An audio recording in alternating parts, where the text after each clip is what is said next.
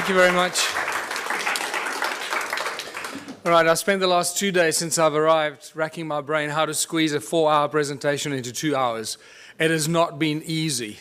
So I'm going to go through this at a pace, not because I want to confuse you or myself, but I feel like if I leave anything out, I feel like I'm robbing you of valuable content. And, what do you leave out of something that's a work in progress that started out 8 years ago with a small little presentation and now consists of volumes and volumes of research and discovery that is, I for one, certainly did not expect to happen to me. So let's kick off. The history of our planet is far more mysterious and stranger than most of us will ever realize. And just by talking to the people here, it becomes very evident. The more people you talk to at this conference, the more evident it becomes. And the interesting thing is that the closer you get to this beautiful blue planet, the more you realize how deeply divided we are as a species. And it's that division, very constructively created division, that is being used against ourselves. And this becomes very evident by the end of my presentation. You'll know exactly what I'm talking about. The great human puzzle. Who are we? Where do we come from? Why are we here? Everyone has asked those questions, the three Holy Trinity questions, if you can call them that. It sounds so simple. We should have all these answers at our fingertips, and yet we can't, define these answers with any kind of confidence, because every time we think we've reached some sort of answer, everything shifts and changes and sends us in a completely different direction. And I normally have a lot more slides here to go into much more detail, but I edited those out. Sound and resonance seem to be the common denominators of religion and creation. No matter how far back you go, no matter how many civilizations you look at, eventually, if you scratch deep enough, that's what you're going to find. Sound, resonance, frequency, but primordially the sound. And it also somehow connects us to opening us to understanding higher levels of consciousness. And that becomes very important as we go through this presentation. In Christianity, it's the word. God said, let there be light. Okay, let's not get into the semantics. Yes, that we can define that in very various ways, but let's look at the basic stuff that we're dealing with here. The word. First there was the word. In Hinduism, we got the Om, the primordial creative source. The Egyptians sang the universe into creation. All comes to sound. And it gets more interesting as you look at some of the more bizarre and ancient cultures. And you can see this, how these days of creation and the sound of creation is manifested in some of the symbology used in sacred geometry. For example, Christianity can be very quickly described with sacred geometric principles. And you realize that the creator of the universe is not some guy with a white beard sitting on a cloud. That's just complete fairy tale stuff and very distinct part of the control system of humanity. That division principle plays itself out in that philosophy. 6 aspects of Om, or the Om Mani Padme Hum. You see sound frequencies related to the creation process. And in Egyptology, the 6 aspects of the all-seeing eye of Horus. And when you see this, you realize that we're dealing with sound, 6 resonance ratios, all to do with sound frequencies. So sound plays a very important role, and one of the lesser known statements or thought patterns of Nikola Tesla that a lot of people seem to miss is that Nikola Tesla said that the earth rings like a bell. It's continuously ringing like a bell. And if you know how to use this primordial source sound frequency of Mother Earth, you'll know how to convert it into an unlimited source of energy. And I believe that's what he really did. What he did with it up at the top of the tower remains a mystery to most of us, and we're all trying to emulate that. But I believe that he was talking about the sound of Gaia, an unlimited free source of energy. And this plays a very important part in all of creation, in all ancient cultures, in all the belief systems. And I believe Tesla used this to do whatever he did to create this free energy that we're all trying to emulate. But what is sound? What is sound? Because We think that sound is just something that travels at a finite speed. Well, that's been busted now, because in Tennessee, you studied in Tennessee, didn't you, Brooks? At the Middle State Tennessee University in 2005, there were 3 high school students and 2 undergraduates that proved that sound travels beyond the speed of light. I'm not going to go into that, but that's an interesting thing to contemplate. That's one of the best kept secrets of science and physics. Never made it into the mainstream news bulletins. Sound boils water. This is a guy called Peter Davey in New Zealand. Since 1940, this guy's been boiling water with sound frequency. It's not complicated, because everything has a resonance. Everything in creation and in physical form has its own fundamental resonant frequencies.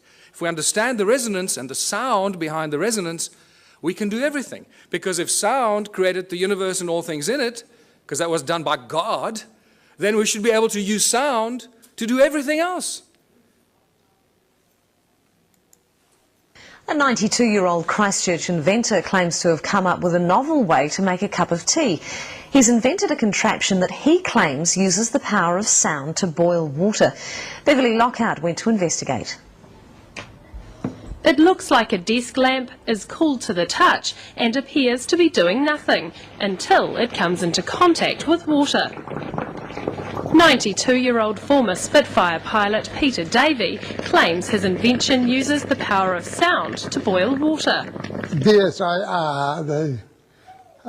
they're a bit baffled how it works.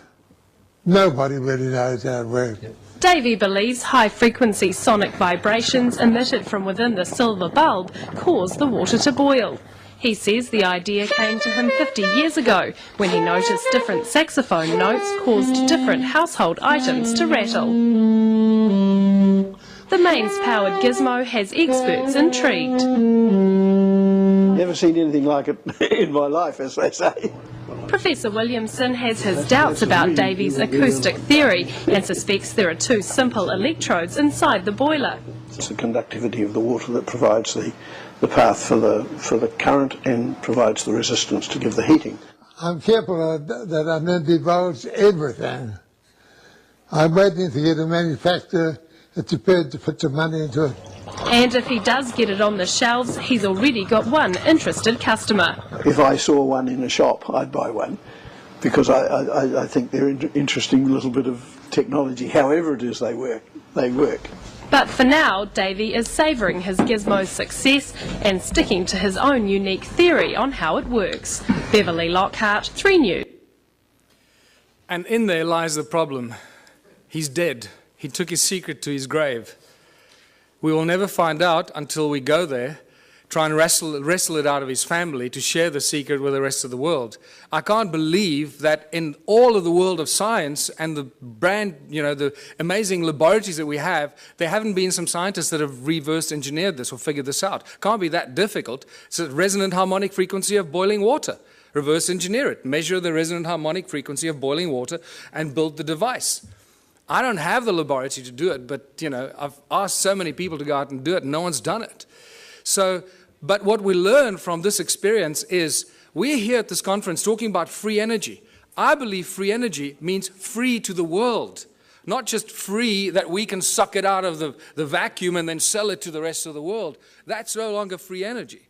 I believe it's crucial that we start thinking about free energy as when you find it, like this guy, give it to the world for free. Because if you don't, they're going to get to you, they're going to get rid of you, and no one's going to get it.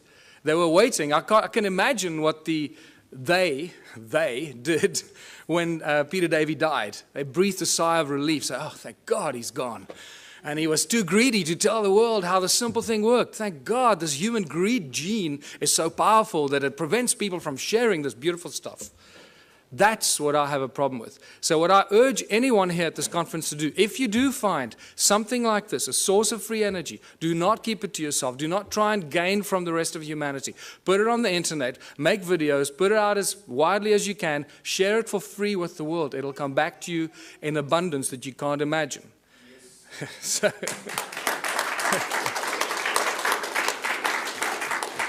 Sound levitates. All ancient cultures talk about levitating things with sound, not just sound, but also with mind and thought. Now, we hear about it all the time, but until you see something being levitated by sound, it's difficult to comprehend. Here's a beautiful example. Most of the stuff exists on YouTube, but we don't go looking for it. So, notice that you can hear the sound frequencies because the items they're levitating are very light. Remember, the higher the frequency, the higher the energy. So these polystyrene items are very light, so the frequency is lower frequency that's audible to our ears. So when you're trying to levitate giant blocks, you would need very high frequencies that you can't hear, and then it looks like magic.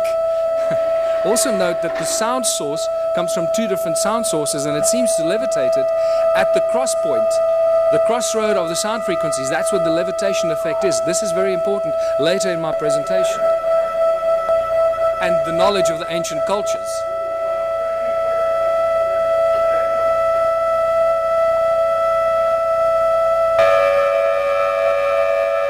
Just the slightest sound variation and the thing starts to tumble and spin.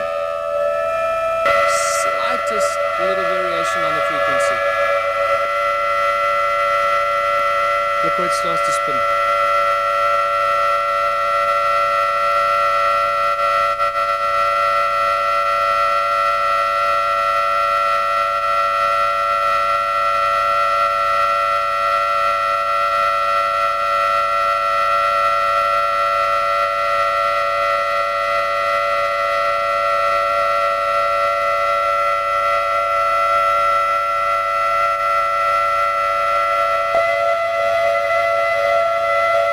Real irritating noise, but you know, you have to put up with it too.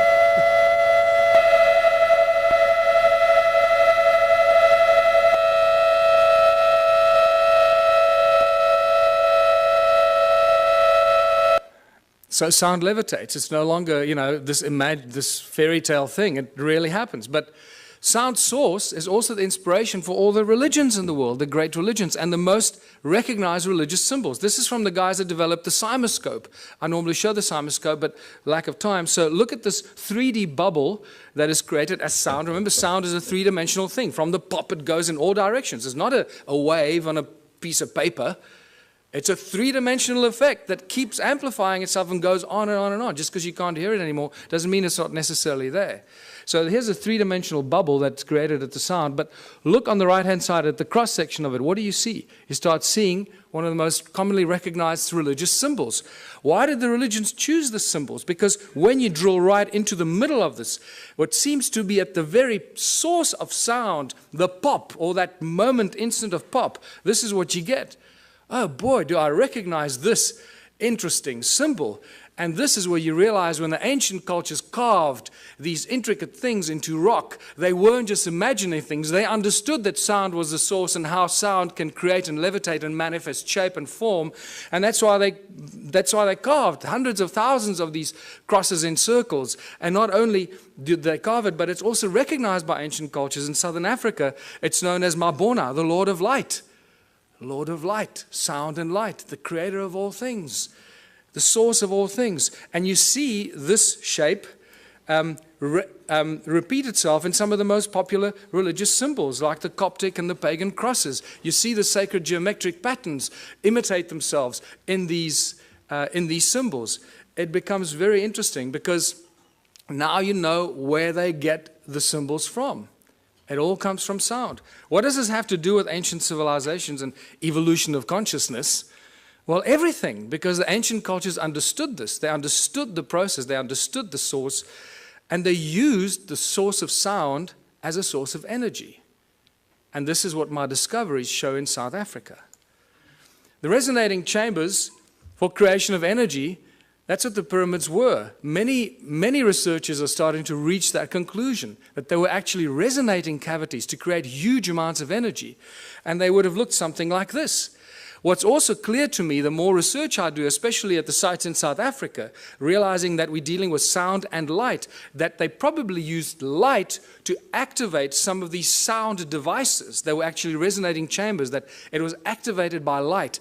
And this is why they were aligned with solstices and equinoxes with specific frequencies and energetic alignments of the movement of the sun that would activate these ancient sites and then bring them to life. Something like that. And if you think that's not happening, there's an interesting photograph that is available on the internet of some strange energy forms coming out of the pyramids, taken with some weird lens that shows you energetic frequencies. And this got me very excited because this is directly connected to my discoveries in the stone circles of southern Africa. This is some interesting symmetrical interference patterns that were taken at Stonehenge, which tells us that Stonehenge was not an accidental bunch of, long-haired, loincloth, cavemen that built this with ropes and pulleys. And when you go to Stonehenge, they still have that image on the side of the tunnel as you walk towards Stonehenge. They still show the guys with ropes and pulleys building Stonehenge. It's insane. So it's a very, very advanced device, Stonehenge. And what blew my mind is how old Stonehenge is. This is probably one of the oldest sites on Earth. It's probably more than 1 million years old. Are there any geologists here? Any geologists? Well, most of you are homemade geologists, sir. You're told that that stone there fell over. It was the twin of that stone, and it fell over. Right? They were connected at the top, and it broke when it fell over. Well, there's the break. Okay? Now, this is sarsen stone. It's very, very hard, one of the hardest stones known to us. There's the break. Does that look like a 5,000-year-old break and erosion? Absolutely not. We're dealing with hundreds of thousands, probably millions of years of erosion to erode about this far. This is not a new structure, people. Stonehenge is extremely old. Your mother will lie to you, your priest will lie to you, but the geology is not going to lie to you. There it is. Do with this what you want. It tells us we're dealing with ancient sites and advanced knowledge of sound frequency, because we see it in the patterns that the Stonehenge site still generates today, even though it is in the state of disrepair. Just like the stone circles in South Africa, in the incredible state of disrepair, are still giving us insane amount of energy that we don't know what to do with. This is another example of how old Stonehenge is. That crack was clearly not there when the builders built it. You wouldn't put a lintel up with a crack in it. So we have to assume the crack happened after the event. And look at the erosion around the crack. I mean, this is insane amount of erosion. So, modern day levitator. Southern Florida, this guy called Ed Leeds Cullen in the 20s built this amazing place called Coral Castle. This is still a mystery to a lot of people, or they don't know about it. And he single-handedly put these giant blocks on top of each other, carved them, sculpted them, shaped them on his own. The interesting thing is when they used to bring the trucks used to deliver these rocks, he would offload them single-handedly. And nobody knew how he did it. He always made the guy stand around the corner or something like that, until one day, 2 young schoolboys saw him offloading these giant coral blocks. And they came home very excited saying, "Hey, Mummy, we saw the guy." And they asked, "How did he do it?" And the kid said, "Well, he did it with ice cream cones in his hands, 2 ice cream cones." And the parents imagined, naughty children, what are you talking about? You're trying to force us into buying your ice cream for dinner, right? Well, that's not true. When I heard that, I got extremely excited, because that is consistent with what I've been finding in southern Africa. Ice cream cones, cone-shaped tools. And that's why I call it the ice cream cone phenomenon. And this has become a very important part of trying to unravel the ancient mystery, how they did this stuff. They used sound, they levitated stuff, but how did they do it? And I find many of these cone-shaped tools scattered all over southern Africa, among the ruins, wherever you go. I was up the mountain 2 weeks ago, again, walking through areas that I've never been before. Remember, at this stage, I'm the only guy researching this, the whole of southern Africa. It's like I'm the only guy researching Egypt. That's the equivalent of that. There's one guy in all of Egypt let loose to do, try and get some sanity out of this. And so I feel a little lonely, so come help. So just to show you that these ice cream cone-shaped tools are everywhere. There are thousands of them. I've just collected a few, because after a while you get bored. Say, oh, there's another one over there. And then you get to the Rosicrucian Museum in the United States, and guess what I find? These cone-shaped tools on display with Sumerian writing on it, Sumerian cuneiform writing on it, commemorating the building of the temples in Sumer. They were then stored in the walls and hidden in secret chambers in the walls that were retrieved from the secret chambers in the walls. Now they're on display in the United States. Cone-shaped tools commemorating the building of the temples in Sumer. The plot thickens, doesn't it? So let's go back to South Africa, or Southern Africa. The current belief system is that Southern Africa was a sparsely populated part of the world with only a few inhabitants up to about 1,000 years ago. And they tell you about maybe 5,000 people, maximum 10,000 people, hunter-gatherers running around, shooting a buck here, shooting a buck there.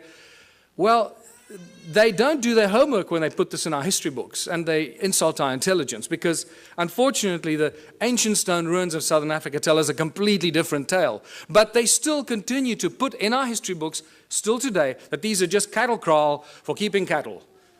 These amazing stone structures that cover most of Southern Africa, but they didn't know that it covered most of Southern Africa, so they put these ignorant things into our history books, and then we pay lots of money to send our children to university to regurgitate this crap.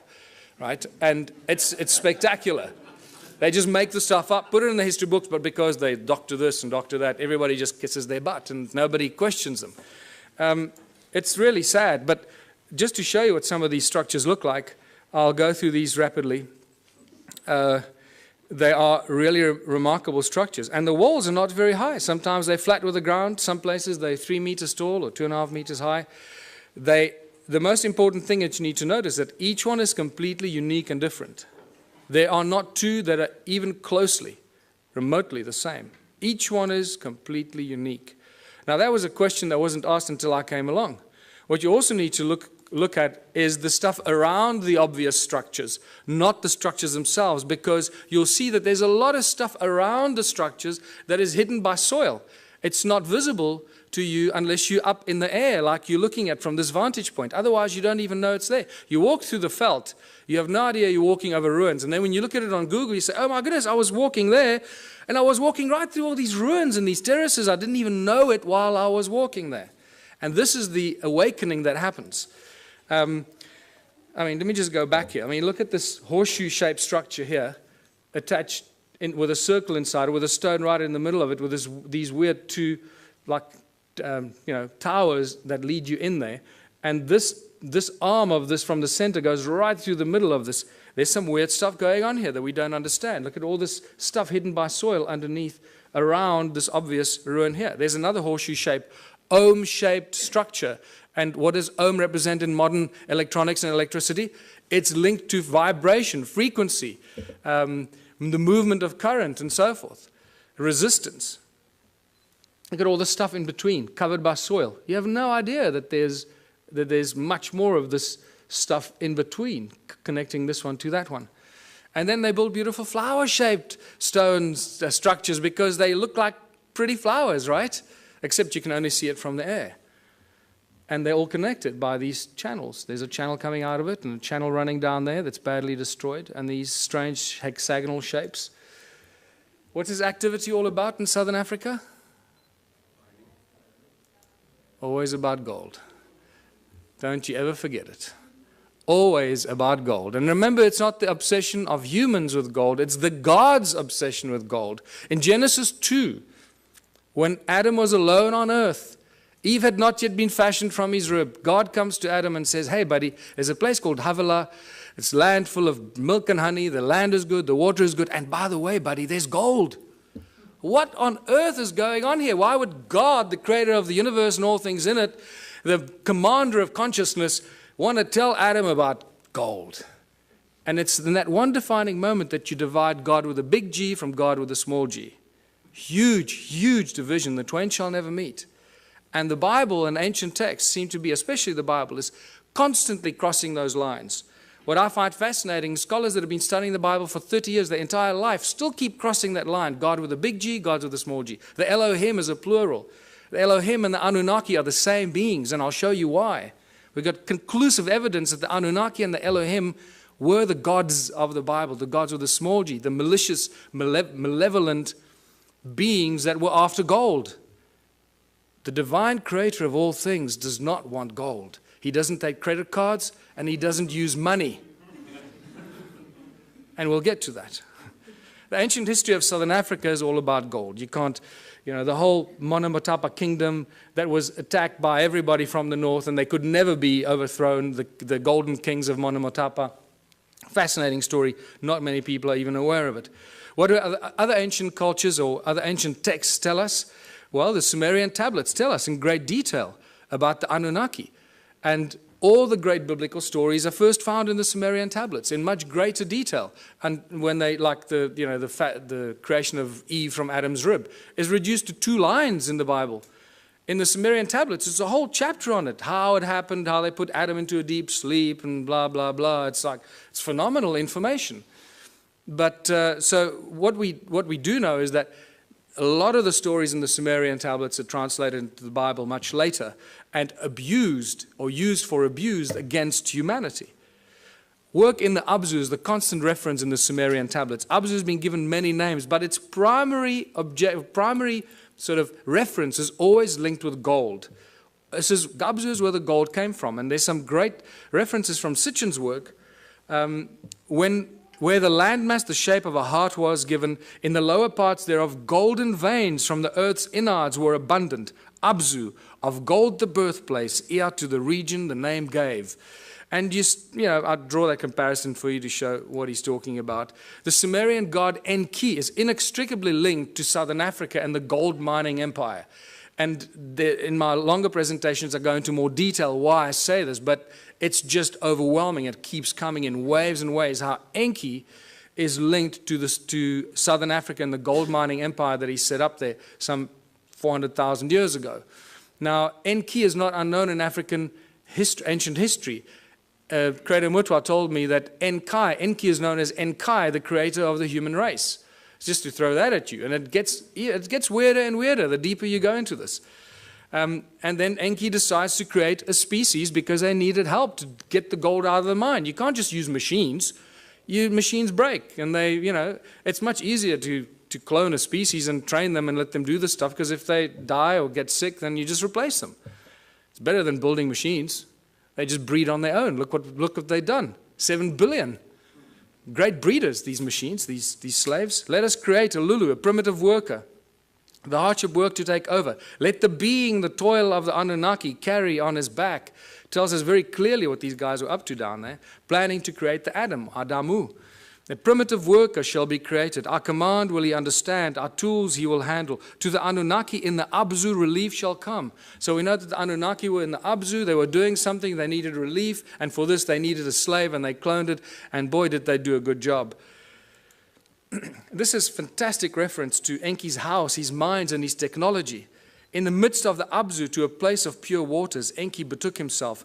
In that land, a place of deepness he determined for the heroes into the earth's bowels to descend. Before they cloned the slaves or the human race, they referred to the Anunnaki who were doing the gold mining as the heroes, because they were doing the hard work in the gold mines. So for the heroes into earth's bowels to descend. The earth splitter that Enki established. Now I'm going to show you the earth splitter because this is one of my discoveries in South Africa. Therewith in the earth a gash to make, by way of tunnels, earth's innards to reach, the golden veins to uncover. Boy, now that we found the physical evidence in South Africa and Zimbabwe, mostly, suddenly Sitchin's work becomes like poetry, because we can point to what he's referring to. We've got the physical evidence for which he's often undergone a lot of criticism, Oh, he's making this stuff up. Well, anyone who's still a naysayer about Sitchin's work, wake up. We got the physical evidence. It's there in beyond believable abundance. Is there a ruin or a settlement that could be linked to Enki? Absolutely. And this is Great Zimbabwe, the greatest ruin in southern Africa. It has to be the biggest, right? This is just a spectacular place. And just to show you, some of the walls are 10 meters high and 6 meters wide. Great Zimbabwe is a spectacular sight. And it has got Enki's energetic imprint all over it. Any of you that do energetic work, go and look at it. You're not going to believe your eyes. What's so special about the ruins in southern Africa? Well, they're very special cattle kraal for very special cattle, because this is probably where the word holy cow comes from. Because most of these cattle kraal are built aligned to the sun and the stars and the equinoxes and the solstices. And wow, they went to a lot of trouble for these cattle, didn't they? And the sacred geometry. And you start seeing how sacred geometric principles just jump out of it, out of these structures, and you realize, hold on, this is not just somebody building things, to pass time. And clearly this was easy to these people, because every single one of these ruins that is measured, and this is all Johann Heine's original pioneering work for which you'll always be remembered, because every ruin that he's measured so far turns out to have these very intricate alignments. And this is spectacular. And you'll understand why this is so spectacular when you realize how many of these ruins there are. These, look at this, they're perfect, and you draw a circle over there, which doesn't look like it's real. But when you extrapolate that flat line into the circle, you get a perfect hexagon. When you start joining the corners of the hexagon, look how it touches the inner circle perfectly. This is not accidental, people. This takes real exact science and understanding. There you go. So these structures down there are not just simplistic structures. They carry huge amounts of energy. And important to note that there are no doors or entrances. This is an important thing that you find in some of the archaeological reports, and they say, oh, there are no doors and entrances, and then they forget about it. And then they tell you, it was probably built by a migrating group of 15 to 20 people, and they built it. And you say, hold on, you just told me there are no doors and entrances, and now you're telling me that it was built by people as a dwelling. So what's going on here? What are we dealing with here? And you don't get intelligent answers from the so-called authorities on this. And agricultural terraces. Thousands of kilometers of agricultural terraces. In fact, more than 450,000 square kilometers of agricultural terraces in a sparsely populated part of the world. Who built these terraces? What were they planting in these terraces? What's going on here? It doesn't fit. It doesn't match. Terraces are everywhere. When you start looking and opening your eyes, mountains are covered by these terraces. This is in Botswana. This is in Lesotho. There are terraces up some of the most incredible steep mountain sides that don't make any sense. In fact, if you go into Google Earth and you look at Lesotho, I challenge you to find any part of Lesotho without terraces. It's actually quite incredible. There are just terraces everywhere. And there's just been no people down there to build these terraces, so where do they come from? This is one of the greatest examples, because you can see the channels that link them, the circles and the terraces, all one giant grid. Nothing stands alone. Remember I told you, look at around the circles, the stuff hidden by the soil, because there are no standalone circles. They're all part of a giant grid, a huge grid. No standalone, all connected by these weird channels that are clever people at university call roads to drive the cattle on. This is why these roads are there, because they were built because the people 200 years ago built them to drive their cattle on. And that's as far back as they go. Maybe 400 years ago, that's it. This is just spectacular. This is right up the road from where I live. So when I leave my house and I go walking in the mountains, this is what I walk in these places. And it's rather silly. So I take a lot of photographs and I write a whole bunch of stuff, and then I come talk to people like you, and I feel like I'm, alone, lost in the world. Ancient roads and channels run for hundreds of miles. Notice, circle, channel, and the extrapolation or the extension of the circle that looks like a giant spider's web. And it's these giant spider's web that turn into these agricultural terraces. And there's a very specific reason why this is all connected, which you'll understand soon. Look at these archaeological drawings from 1939, clearly showing us that there are no doors and entrances, and these circles are all connected like a bunch of grapes. And then they don't make any more comments about it, they just leave it. The roads link every stone circle. There's the road there. It's very, very badly eroded, as you can see. Most of the times you don't even know you're walking on these ruins. Over there at the bottom, it used to connect in there, but that looks like water washed it away at some stage. Look at this linking into these strange hexagonal things. There's not enough time to talk about that, but there's spectacular information about what was going on there. And there's ruins there and there, but they're just covered by soil. This is a beautiful example of a channel running into with all the stuff around it. The spider's web effect. Look at this. Now imagine most of southern Africa looking like this a long, long time ago. And these are all cattle kraal, as I said, built for special cattle. There were a lot of cattle. Boy, they were just, I don't know where the people were, but there are a lot of cattle.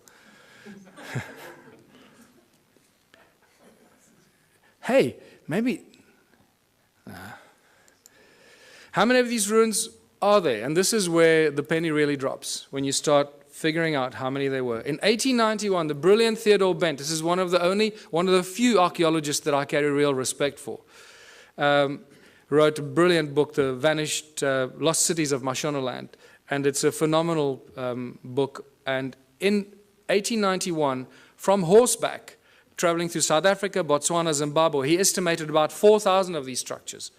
Then by 1974, Roger Summers, who had more technology available, calculated about 20,000 of these stone ruins. Now, by now, I started going, hold on, 20,000 stone ruins in a sparsely populated continent doesn't make any sense. I got involved in 2007 when Jan Heine introduced me to this, and within 6 months, I estimated at least 100,000 ruins. So I thought, well, before I release Temples of the African Gods, I can't just thumbsuck the stuff. Let me have some sort of at least scientific argument for this. So I started counting.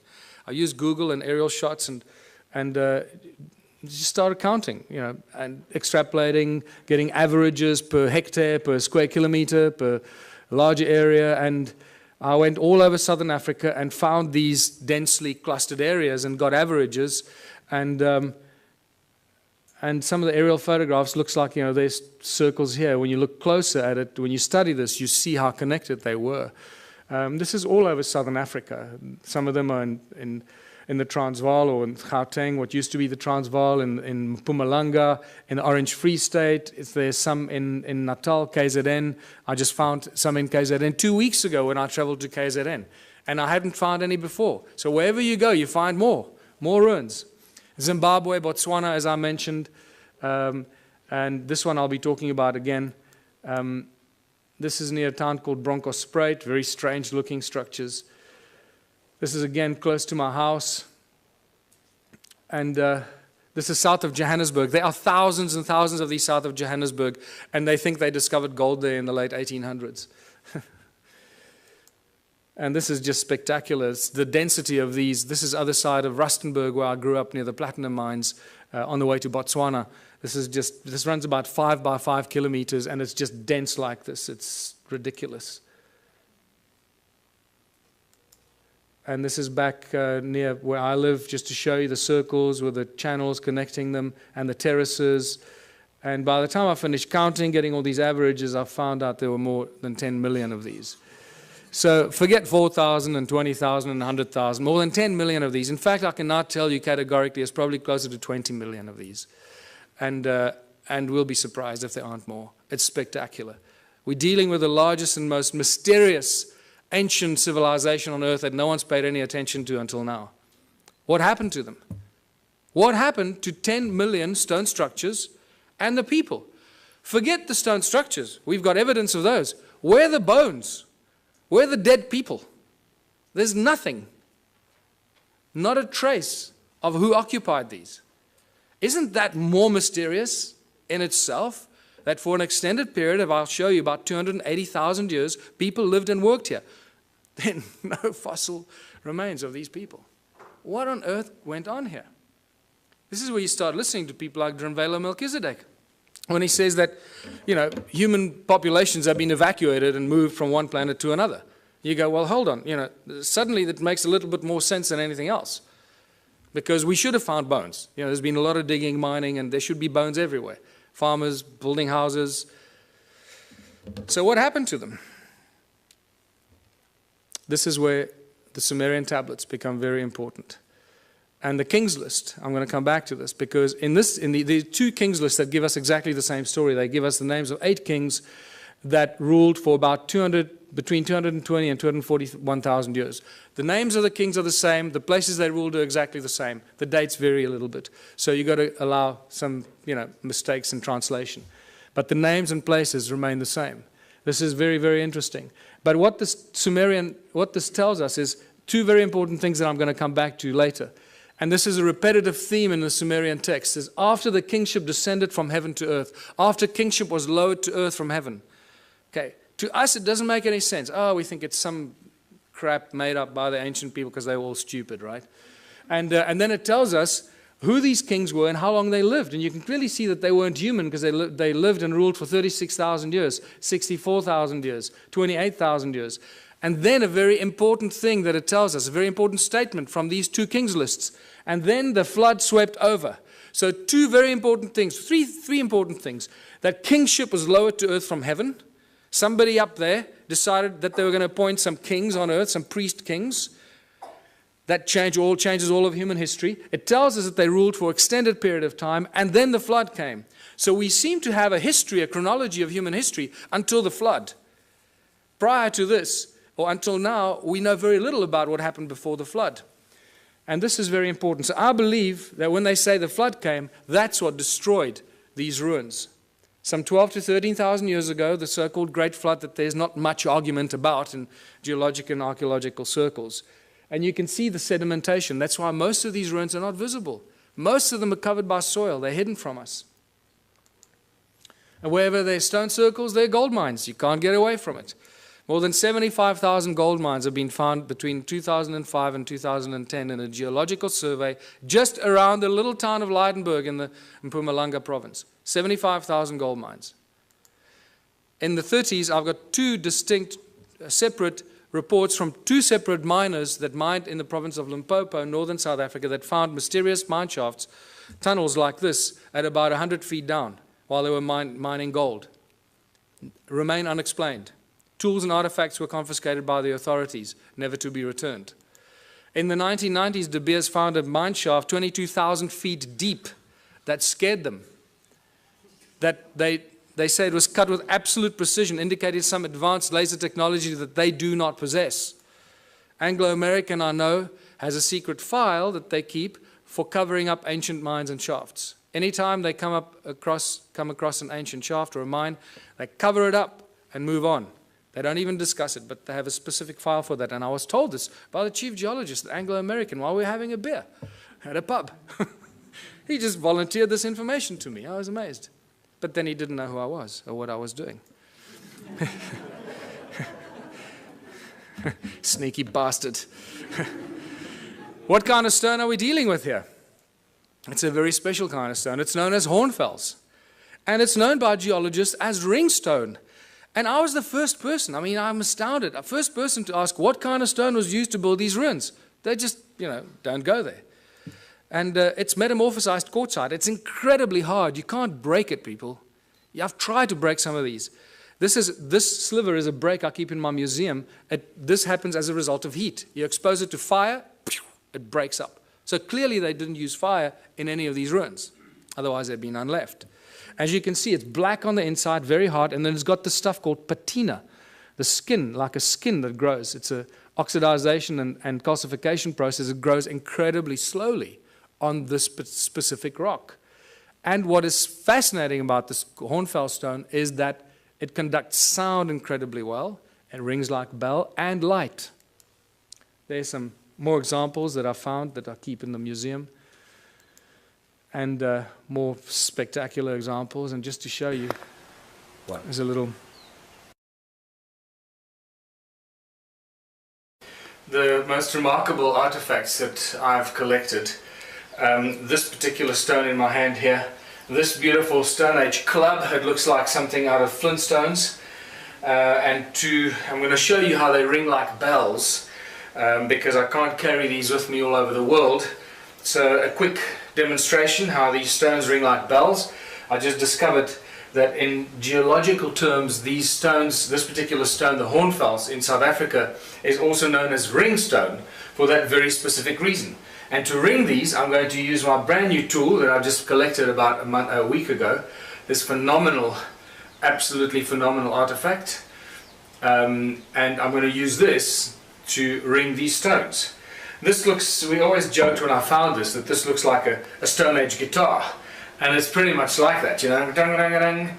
And I'm going to show you that it is very closely related to a musical instrument in ancient times for a very specific reason. Now you might think that the stone shape is just accidental and that it broke off or something. You'd be mistaken, because I've collected probably about 4 or 5 stones that are very, very similar in shape, very similar carving structure. There's broad base here and then down to a narrow tip, and somebody removed this particular piece of the stone over there for specific reasons, as you will hear, which I'll ring a little bit more.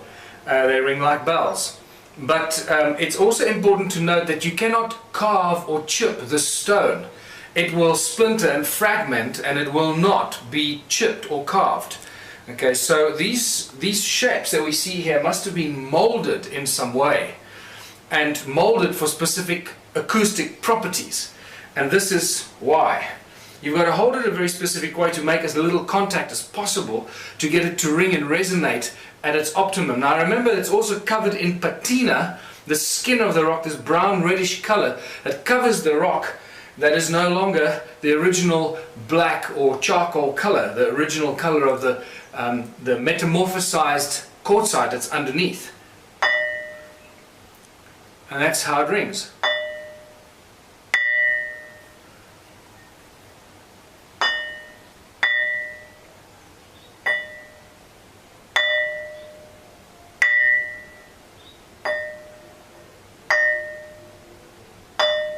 I can actually feel my fingers underneath are deadening the ringing because I'm holding it and it's deadening some of the effect. There we go. That's better. That's what you want. You realize that this thing really rings like a bell and it reverberates for quite a long time.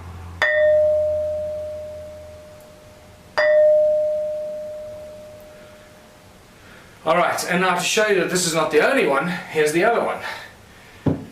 The Stone Age Club. And I drove over this myself a few times, driving up the mountain of the forest road, and eventually I stopped and picked it up because I realized this is one of the most remarkable tools that you will ever find, and thank God I did.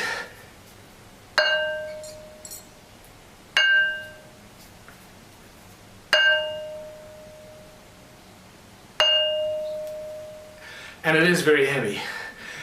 I'm out of breath because I'm holding my breath not to make a noise, and this thing weighs probably about 15 kilos, so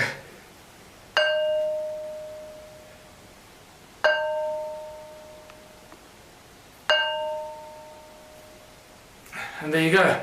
Demonstration how these stones ring like bells, and they were used in all kinds of ways and fashions, just like the Ankh, to create specific vibrational frequencies and specific notes to use as a form and a source of energy.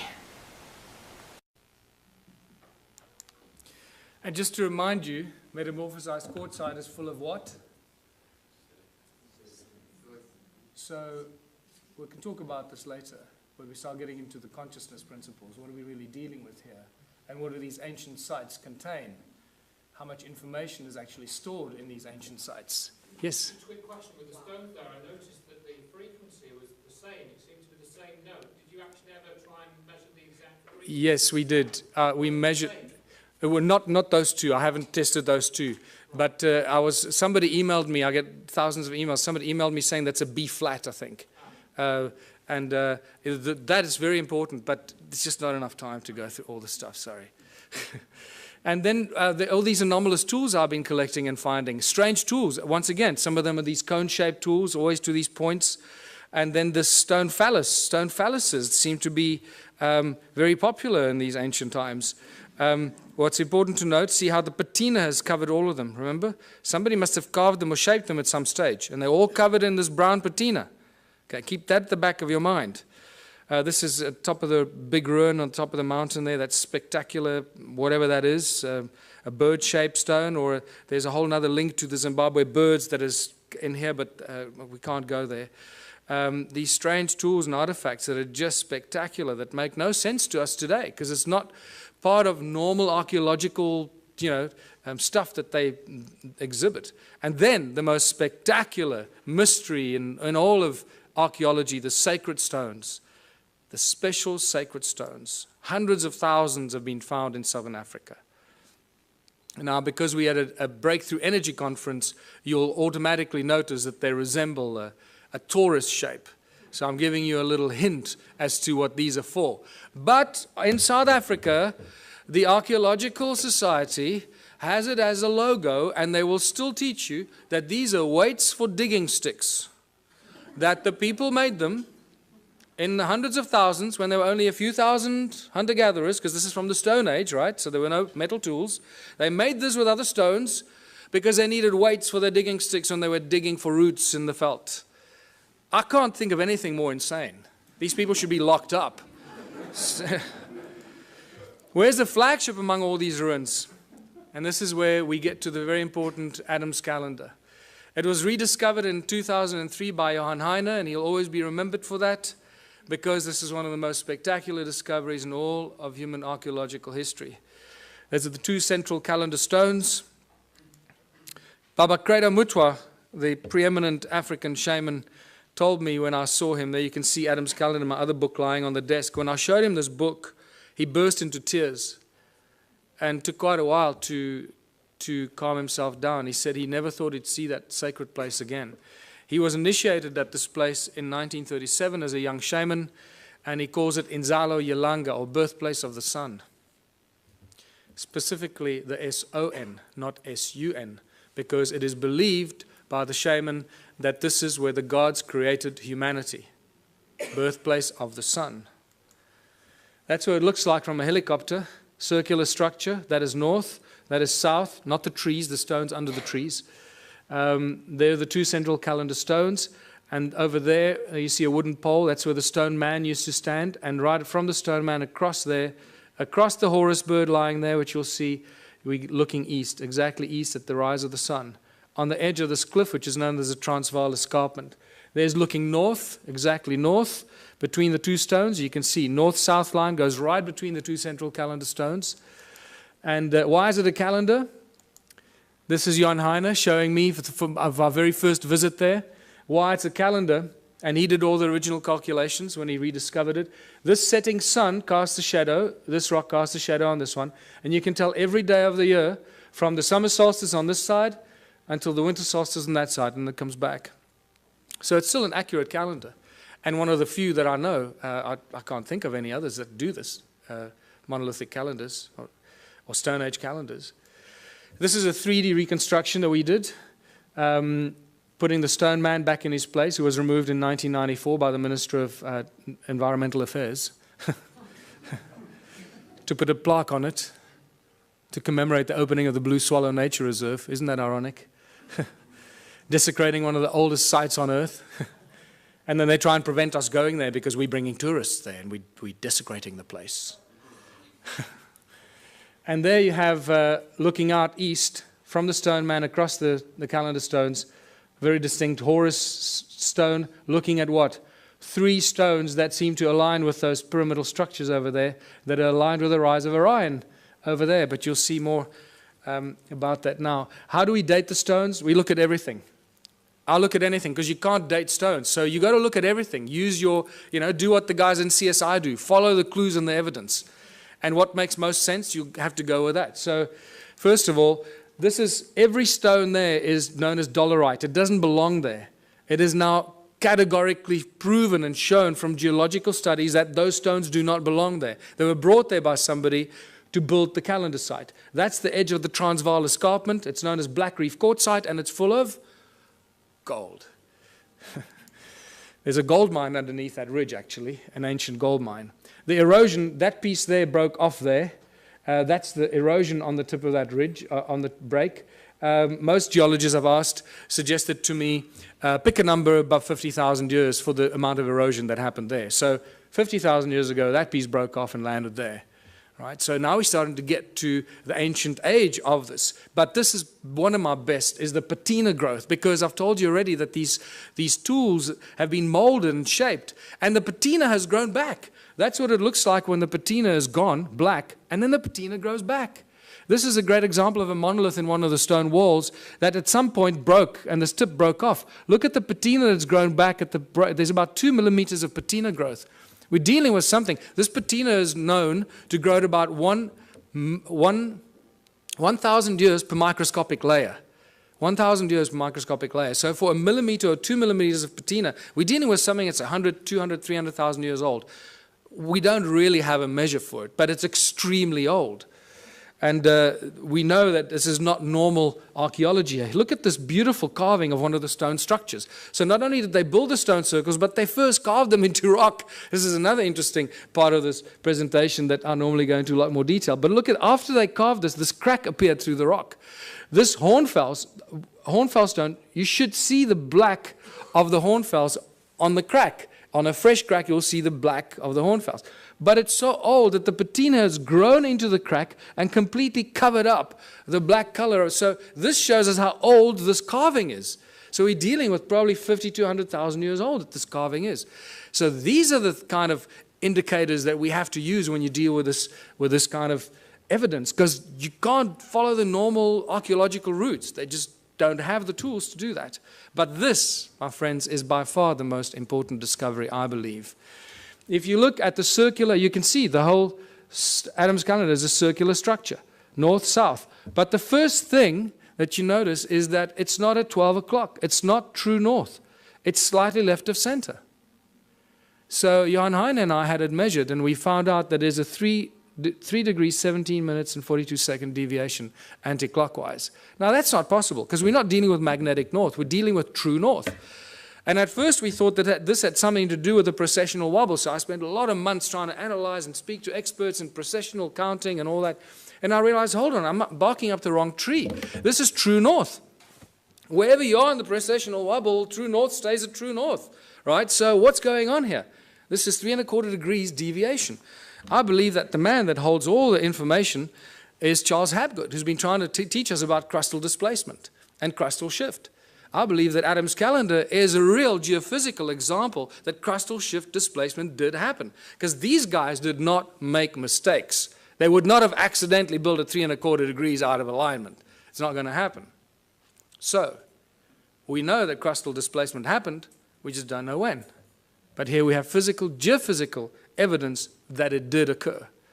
And then obviously the Orion connection. You can't get away from the Orion connection. All ancient cultures do it. I've mentioned it already, those three. There's your Horus stone, and look at that distinctly carved rock there. Those three, if you lift them up, they align precisely with the rise of Orion's belt when it was flat on the horizon.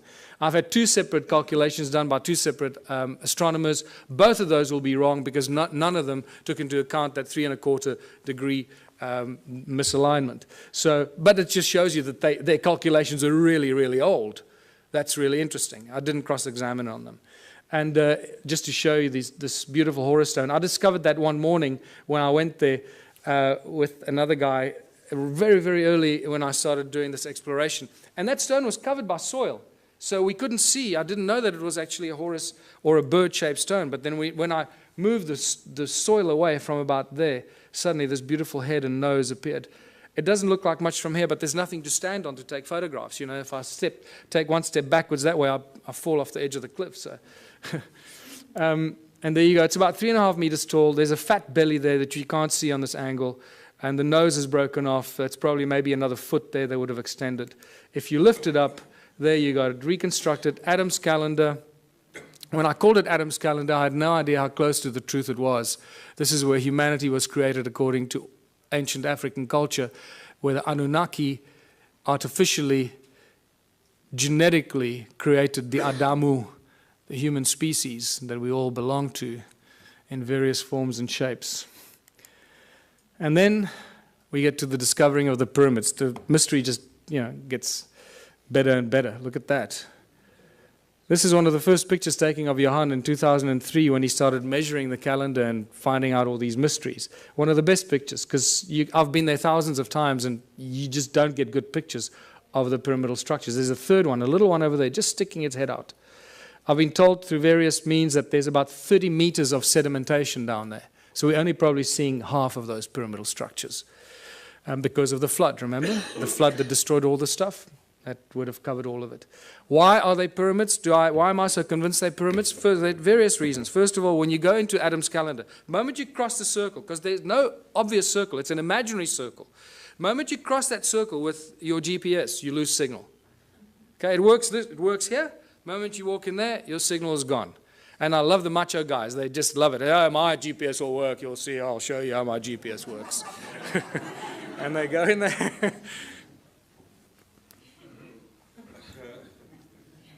It's fantastic watching them. Just see that ego drop very quickly. And then when you take the same GPS down to the pyramids, there were 4 of us. I will forever regret not taking a photograph of it, because there were 4 of us standing with GPSs like this. And every GPS gave you a completely different reading. Not just slightly off, but miles off. You were like, you know, in another province. It was insane, right between the two pyramids. Not only that, but all these ancient cultures built things according to the sacred geometric principles. So I thought, hold on, this will tell me if it's linked or not. Let me draw a golden mean spiral from Adam's calendar and see where it lands. Well, you know, I didn't have to guess. You got it. So here we can do a beautiful twist on those that want to stick to mainstream science.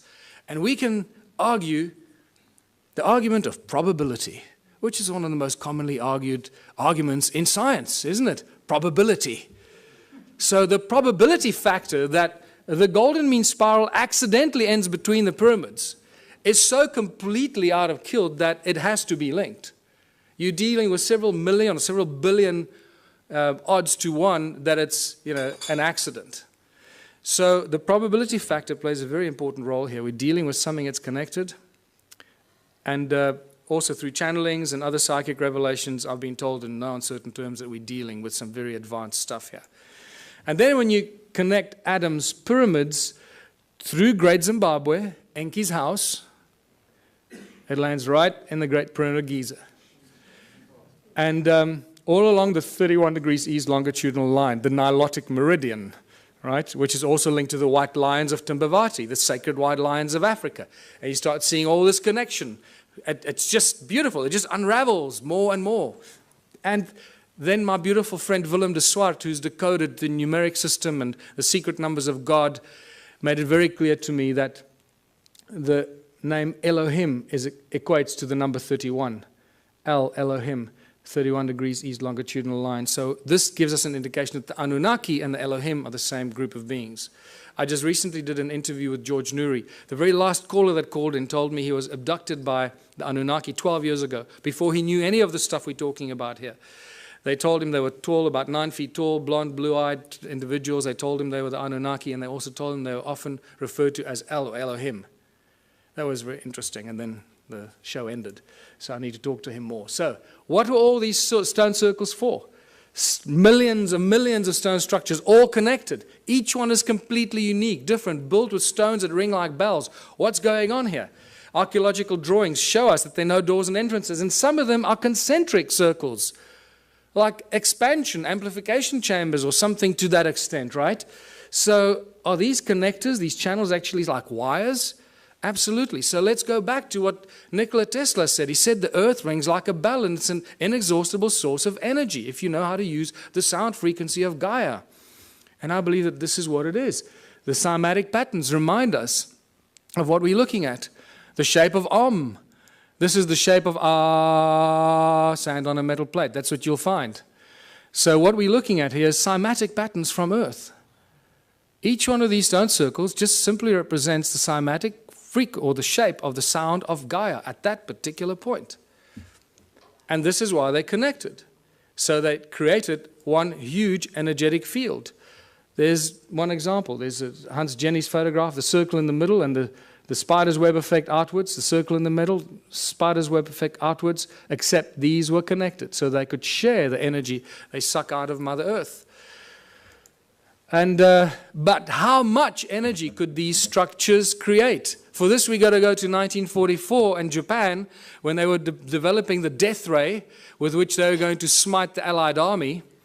But unfortunately, they got nuked, so they never got to use the death ray. But one of the things that I found out is that at the core of this death ray was a thing that they used called a magnetron, a resonant cavity magnetron.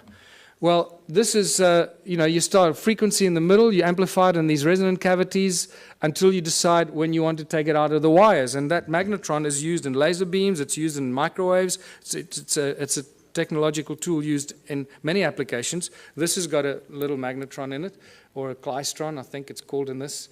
And then it goes through what? It goes through a crystal to focus the light.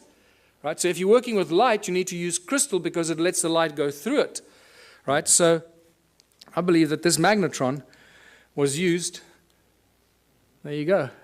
If a magnetron a few centimeters in diameter could fry the Allied army, how much energy can a magnetron 22 meters in diameter create? Huge amounts of energy. In fact, I was made aware that it's this structure that was probably responsible for the destruction of Atlantis, because they didn't quite know how to use it and it got out of control. So I believe when you read those translations of Sitchin, where he says Enki built the earth splitter with which in the earth a gash to make, I believe this is the earth splitter or something like that, creating huge amounts of energy, putting it into the giant grid, giant energy grid that connected all these stone structures in southern Africa. And that's really what it was. Everything was linked to the mining of gold. None of these were dwellings, people. We're dealing with a giant energy and work grid for the extraction and the mining and the processing of gold. And then get to the measuring of these stone structures. And I found a guy who had a very interesting device that he measured without me, and then I came back from America and I heard that he went and measured these. I called him back. I said, I want to go back and do it with you. So I went with him, and he used to work in the satellite industry for Centec. Interesting guy. And the measurements that he showed me were just mind-blowing. Electromagnetic waves, either horizontal or vertical, coming out of the ground into the sky. Sound frequencies in hertz, the loudness in decibels, and also what he calls the heat signature. The heat signature that he explained to me, he measures up to, it's the average temperature of the ground below the soil, below the surface, down to about 300 meters. He's got all kinds of ways that he calculates this. I can't explain to you exactly how he does this, but I asked him several questions to cross-examine him to see if he was not, making it up, and it stayed constant. So I believe that he does have a system to work this out. This is what he measured. The outside, the heat signature anywhere outside here is 5.5 degrees Celsius at the surface of the ground. The moment you move the device in there, it shoots up to 29 degrees. So it's 5.5 degrees, 29 degrees. 5.5 degrees, 20. There's no scientific explanation for that we have right now. You go in there, it goes up to 33 degrees. 5.5 degrees, 33 degrees in the middle. What's interesting, the electromagnetic field here runs at the equivalent of about 280 megahertz, but it's vertical, straight out of the ground into the sky. So it's a column of energy out of the ground into the sky. Over there, it creates like a dome-shaped effect over the circle, because you also lose GPS when you go in there. So I can now understand why you lose GPS, because it creates the circle. There's no electromagnetic activity outside. The moment you go inside there, you pick up this horizontal electromagnetic effect, equivalent to about 480 megahertz. And he went into more explanation to me exactly how, sorry, let's go back here. And then the sound frequency he measured coming out of these walls at 14.5 gigahertz. Now, we don't measure sound frequencies at those. This is really mysterious. So, and at 72 decibels coming out of these walls. And then we went up to this one here, and it got even worse. Measured 33 gigahertz sound frequencies coming out of these walls inside here. 33 gigahertz.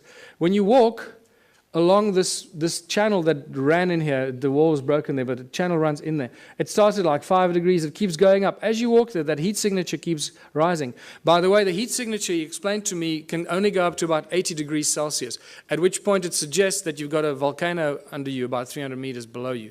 So that's how he's calculated it. And so at 80 degrees is the max, and nothing more is possible. So we go from 5.5, and by the time you get here, it's at 33 degrees. Around 30 degrees there. When you go from outside there, 5.5 degrees, onto that little attachment there, inside, shoots up to 58 degrees. 5.5 degrees, 58 degrees. There's just no reason why it should be doing that. And then the electromagnetic waves, once again, there's a dome-shaped horizontal effect that happens inside here at that frequency. And it's horizontal. Also, this is why when we did ground-penetrating radar, I used the world's leading company to do ground-penetrating radar on 3 structures. This is one of them. There was another one of those flower-shaped ones, and then at Adams Calendar. And all the way through the ground-penetrating radar exercise, I kept asking the guy, are you getting GPS signal? And he says, yeah, sure. And he had a really big GPS thing on his back, and I thought, okay, well, our measurements are down the drain. That's it. The guy was lying to me. And then I waited after working like a dog for a whole long weekend, because to do this GPR is not easy. The GPR devices are not meant for rocky terrain. You've got to drag this big box and up the rocks and down the rocks. And I had to do the dragging. So I worked my butt off for the whole weekend expecting some results. So, you know, a week goes by and I phone the guys in Joburg and I say, have you got any results for me? I'm dying to see the results. And they say, yeah, no, we've got some problems with, I'll get back to you. A month goes by, nothing. 3 months go. Eventually I said, just tell me what's going on. He says, look, we got real problems with the GPS. Everything is just completely scrambled. I don't know what happened. I'm really, really sorry. But it's just like complete garbage. This has never happened to us before. So I went, don't worry, it's okay. You made me the happiest guy in the world. Because now I know that our measurement's accurate. It looks like you're getting a reading, but you're getting garbage. So when they put it in the computer nearly blew up. It said, sorry, buddy, I don't like what you're feeding me. And then we get to Adam's calendar, and everything we know, or we think we know, just flies out the window. There's the imaginary circle once again. And as you approach it, the heat signature is at 9.5 degrees. It's a little higher than the other places. As you cross that imaginary circle, remember there's no wall. So 9.5 degrees, as you cross in there, it shoots up to 77 degrees. 9.5, 77 degrees. But then when you go in between the two calendar stones, it shoots up to beyond 80 degrees, beyond what suggests you're standing on a volcano. This is bizarre stuff. Is it the human that entrance there that makes the change? Or if you leave a thermometer in there, is it the temperature? It's not a thermometer. No, this is special calculation. It's a heat signature. It's not the temperature of the ground. Okay, so it's, again, it's the average temperature that he explained to me, about 300 meters below the surface. Going up in temperature, suggesting that at about 80 degrees, that heat signature would equate to a volcano, volcanic activity. And then we measured the sound frequency, first of all. Once again, nothing outside. And then as you cross that imaginary circle inside, it shoots up to beyond 375 gigahertz. This is sound frequency. Now, I've never heard of anything before measuring sound frequency at these frequencies. In fact, I've had several people argue with me that sound doesn't exist at those frequencies. I say, oh, well, it just disappears. What happens to sound? It just disappears because we can't hear it. So there's an interesting debate to be had there with some of the brainy people out there. 375 gigahertz sound frequency. That's insane. That's ridiculous. But then the electromagnetic fields become very important in this discovery. Because as you cross in there, it shoots up to 1700 megahertz, equivalent electromagnetic activity, horizontally, creating a dome-shaped effect. Again, this is why the GPS doesn't work inside there.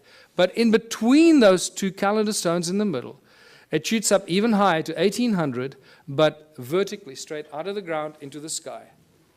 And that just blew my mind, because that made me realize that we're dealing with something very special. Since I first started going there and taking psychics and connected people there have been hundreds that have told me things about the site that could not be told unless you knew something. So once again, the statistical probability that they were lying to me is out the window. They must be telling me the truth. And the recurring constant, that thing that I've been told by, strange woo-woo people, is that it's an active vortex and a portal. Now that we've measured it, I believe them. Because this is the kind of thing that we measure there. Electromagnetic waves run horizontally, vertically, and then vertically coming out of it is one vertical shaft of electromagnetic waves straight into the sky. So what is this calendar site all about? What were they doing here? What were the Anunnaki doing here? They were getting gold. They were using the people to mine the gold, using advanced technology, Caesar technology, getting it off the planet. We know that they were getting it off the planet. Sitchin makes it very clear in his translations. But he says they would beam it up with skyships. I think he was very, very close to the truth, except the word skyships was misinterpreted in his translations. It wasn't skyships. It was a contraption like Adam's calendar. Beam up the gold, Scotty. Where do you want it? That's what we're dealing with here. They were getting the gold off the ground, off the earth, somewhere else. The gold isn't here. One of the biggest mysteries. Where's Germany's gold? Where's the gold in the USA? The gold is missing. Suddenly all the countries around the world are waking up that they don't have any gold. Well, this is an age-old story. It goes on for all of human history. Remember when the Spaniards arrived in the Americas and everywhere in the world, they found the native populations, they had all this gold, and they asked them, who does the gold belong to? There was always one answer they received, The gold belongs to the gods. And they were right. And they're getting it off the ground, off this planet. So, Caesar technology was only discovered in the 17th June 2009. This was reported on in some of the scientific journals, talking about sound as being used as laser beams. Not light, sound. And they think it's very exciting because it's got great applications in the military, obviously. And this is where the sacred stones come in. Because I believe these are not only energy devices like toruses, toroid energy generating fields because of the special stone that they're made of, but they're also frequency converters. One frequency in, another frequency out. And I believe that these pointy stones, like Ed Leedskalnin, was reported to move the giant blocks with 2 ice cream cones in his hands. Well, you hold those 2 in your hands, it'll look like you're holding ice cream cones in your hands. And at the point where they cross, beaming high frequency sound waves, they will create levitation. The higher the frequency, the higher the power and the energy, so you can lift huge things up and move it around as you want. Ice cream cones in your hands. Boy, those 2 schoolboys made my day. There you go. What I find interesting is that average 3 centimeters, which equates to 10 gigahertz. So when we reverse engineer this, I'm looking for laboratories that work on laser technology. We can do some remarkable experiments, people. We'll change the world. We'll use these stones and we're going to discover new energies. And we can, any volunteers, we can put you in front there, set it up, and see what happens if we phase you out or if you're still there. 10 gigahertz. So what have we learned from all of this? If we don't learn something from this information, it's completely wasted on us. And I believe we're going to have a break now. Is that true? We're going to have a break? No break? So I was going to have a 10-minute break, but mostly for your sanity, I'm used to this. So I believe that we're reaching the conclusion of a prophecy. All the ancient cultures have these great, amazing prophecies that last thousands and thousands of years, and they say that the end days will be as the first days. Did you know that in 1980, in the mid-80s, 4 of the North American native tribes came to South Africa to meet with Creator Mutwa and some of the African shaman because they believe that the new age will rise out of South Africa. It was quite amazing. And they had all these ceremonies at these sacred sites and so forth. So the end days will be as the first days. Well, if humanity arose out of South Africa, then it should restart there again. And it makes me quite curious to see what's going on in South Africa at the moment. There's some really interesting things, and I seem to be involved in a few of those for some reason, but we're rediscovering free energy. We're discovering that sound is a source of energy. We just need to realize how to use it, figure out how to use all these ancient stone circles that give us insane amounts of free energy every second of the day. We just don't know how to use it. We're crossing the galactic plane. It's the rise and fall of civilizations, concluding these giant, as Plato called it, the great year. We're exposed to frequencies and energies that we probably haven't experienced in the last 26,000 years. So no wonder we're going through, turmoil, and a lot of people are going crazy. They don't know how to deal with it. We're exposed to galactic light from the great sun, the cosmic, the center of our galaxy. And we're exploding with consciousness. Why? Why are we exploding with consciousness? Because this galactic light is activating our DNA, and there's plenty of scientific evidence for that you can go and look at if you still don't believe that. And it's doing amazing things. It's not just activating our junk DNA, 97% of it. So as our junk DNA gets activated, it creates a feedback mechanism, and we start to think higher thoughts, and our consciousness grows quicker and quicker. It's a beautiful thing, this, people. And it's all connected to these crazy people, 280,000 years ago, building stone circles in South Africa. They created us and allowed us to get to this point where we can contemplate our own existence and our own humanness and figure out how we fit into this great, crazy picture. We connect to the morphogenic field and realize that the resonance is the substance of the morphogenic field and plays a very important role in, spooky action at a distance that scientists are still trying to wrap their heads around. How does this all work? And this is where I realize that if we don't learn something from this ancient civilization and apply it today, it's going to be completely wasted. So I realized that these people lived for long, extended periods of time without money. And it was Kerry Cassidy, when she first came to visit me 3 years ago, she suggested to me, you know what, you should start a political party. Because when you start sharing this information, it's not going to go down well, and you need to create a platform of credibility and protection. So I did that. And the Ubuntu Liberation Movement has now been registered as a fully fledged political party in South Africa, and I'm going to be running for president next year. That's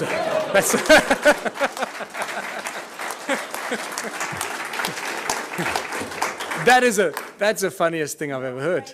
But it's true. I just realized, hey, we're running, yeah. And then somebody said, so does it mean you're running for president? I had to do a double take. Oh, shit, yeah. I guess it means that, yeah. We're just trying to cause trouble. We're just trying to inject the virus into the organism, but it has some really spectacular side effects or things that we have to do. So we are all born on this beautiful planet, and we're all born free. And yet, we cannot move around freely. We cannot live where we choose to. We have to follow rules and laws that we didn't agree to when we were born. We have to work to pay taxes and to earn this thing called money. We didn't agree to that either when we were born. We didn't agree to be given a number and be treated like a corporation. We are living, breathing human beings. We're not numbers of infinite soul and flesh and blood. And yet that's not how we're being treated. The restrictions on humanity are endless, and they're getting worse by the day.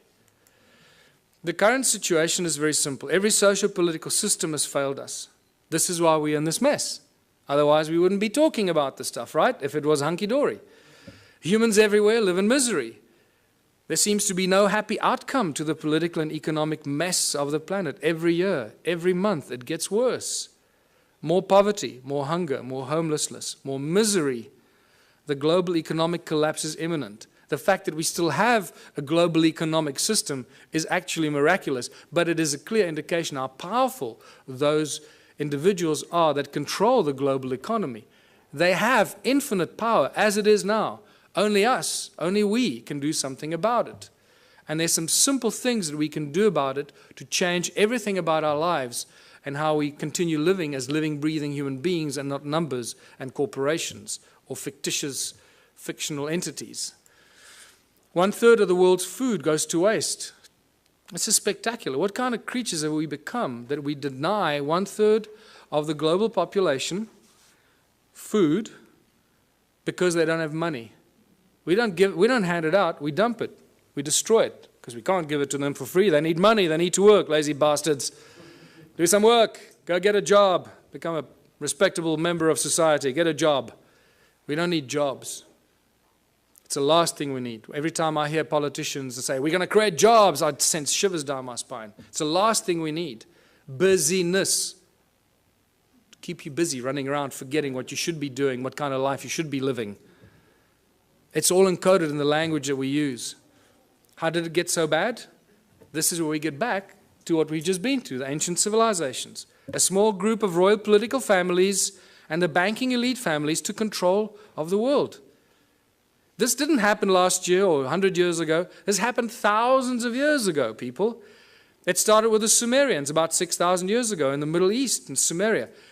When the Sumerian tablets tell us, when kingdom was lowered to earth from heaven, that's why I pointed it out to you. They tell us, kingdom was lowered to earth. Suddenly we see these priest kings appear out of nowhere. How did these guys suddenly took on this higher than thou situation? Who the hell are they? Where did they come from?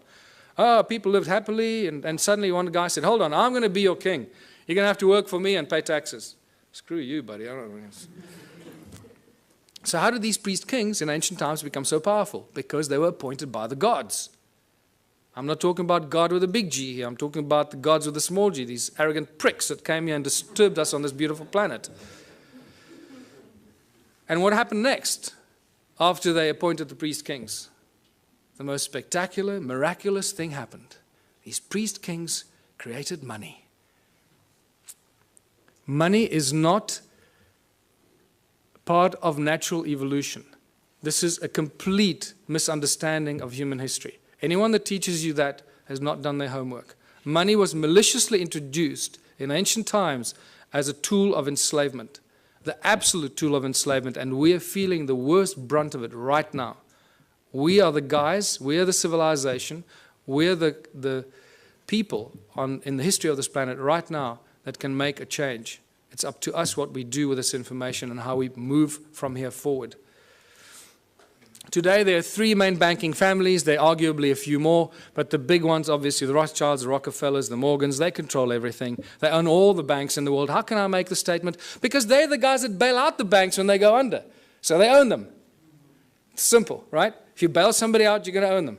And you're not going to bail something out that you don't own, or at least that you don't control. So the World Bank, the IMF, the BI, the Bank of International Settlement in Basel, Switzerland, most people aren't even aware that there's a thing called the Bank of International Settlement. When they discover this, what? Wow, that's amazing.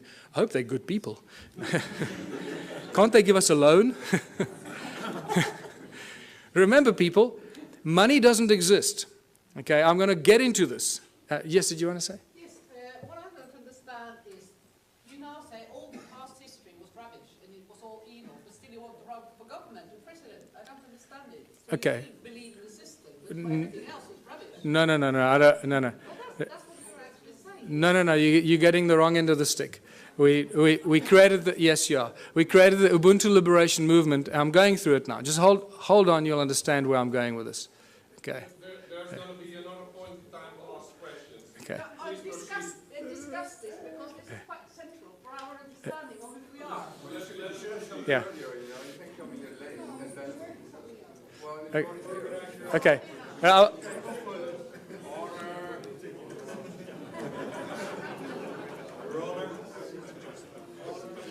Don't worry, you'll get it. You'll get it by the time we finish here. I'm sure you will. The banking families own the world. It's simple as that.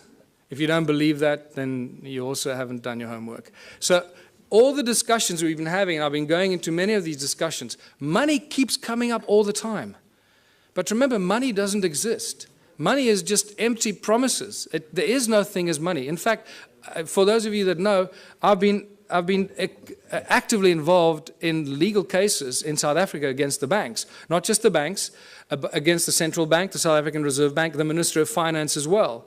I've even opened up a constitutional court case against the banks, the Minister of Finance and the Reserve Bank, which had an interesting ending. If we have time, we can talk about that. But it doesn't stop. 2 years ago, myself and a small group of other people, mostly Scott Kundal, started asking the banks certain questions. And we couldn't get answers out of them. And then we started doing research and realizing how it all works. And for the fractional reserve system, you all know that, or you should know that. And the fact that money doesn't exist. In fact, in the South African Bank Act, to my horror of horrors, and I was in court, and I was doing research to stand up and defend myself, because the only way we can do this is when you stand up in court and defend yourself. So we didn't use lawyers. I went there and I stood and defended myself against the most, highest paid lawyers money can buy. And not just one of them. I was alone in the court against a judge that you have to call my lord and bow down when you walk into the court, my lord. And you start realizing the cabal, ritualistic club that these people belong to. It's spectacular. They wear black robes. And you go there and call it my lord, my lord. I thought I was going to cause trouble at first, but then I bit my tongue and I didn't do that. But what I found is that in the Bank Act in South Africa, and I'm sure the same goes for the rest of the world, there is no definition for the word money. There is, however, a definition for bills of exchange, promissory notes, and negotiable instruments.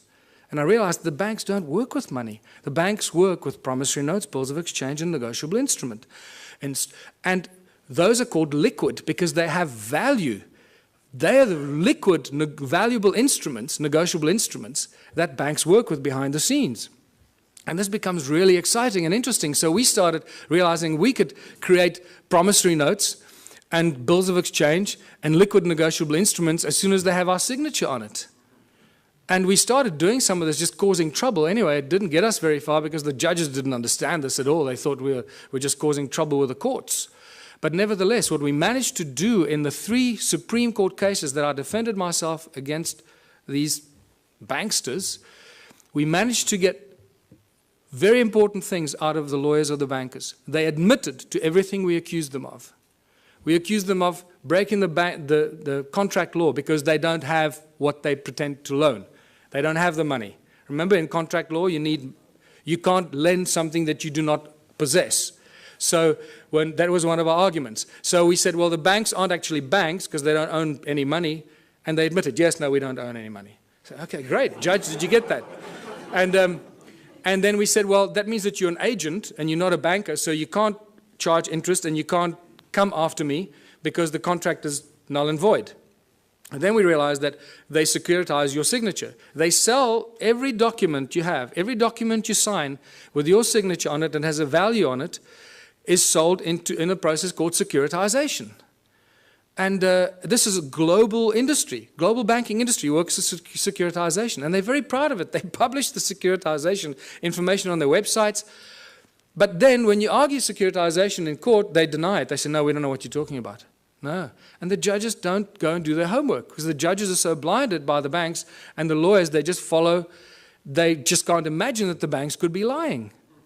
So they agree that they practice securitization. Well, first of all, they denied that there is anything called securitization. They accused us of being fanciful and making things up, and that they didn't have money to lend. We accused them of not having locus standi or any rights to start the action against you because they sell your documents and your contract to a third party called a special purpose vehicle. And that special purpose vehicle company is a third party that takes complete ownership of your property, your car, your credit card debt, your overdraft. Everything is securitized by the banks because they don't have money. That's how they make money for themselves. It's all shuffling paper and bookkeeping entries and selling empty promises. And this is how junk bonds are created, because once you haven't paid on your bond, 3 months after you haven't paid on your home loan, your bond, that goes stale. What the SPV does, they then claim insurance on it, and they file it. So the SPV gets paid, the bank has been paid the moment they sell your signature to them. Everyone's been paid, but you keep paying for your home loan for the next 30 years. The moment you stop paying, the bank comes after you, says you owe us money. There's a contract, my lord. See, he signed a contract, he owes us money. And the judge doesn't for 1 second say, well, hold on, let's look at the validity of this contract. Do you have rights to this contract? Who owns the property? So this has now been exposed. We are this close in South Africa. Myself and Scott Kundle from New Economics Rights Alliance, we're this close from bringing down the banks. Yes. This close. Yes. So,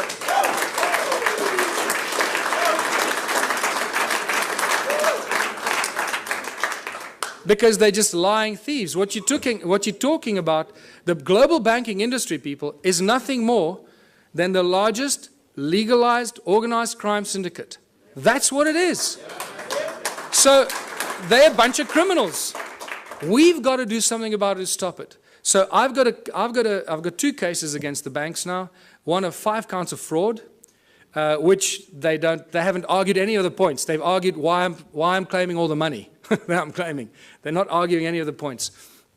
And Scott Kundle has got a case with the New Economics Rights Alliance, which has become the 3rd largest non-profit organization in South Africa in the last 6 months, about 160,000 members. He's launched a case of unconstitutionality against all the banks.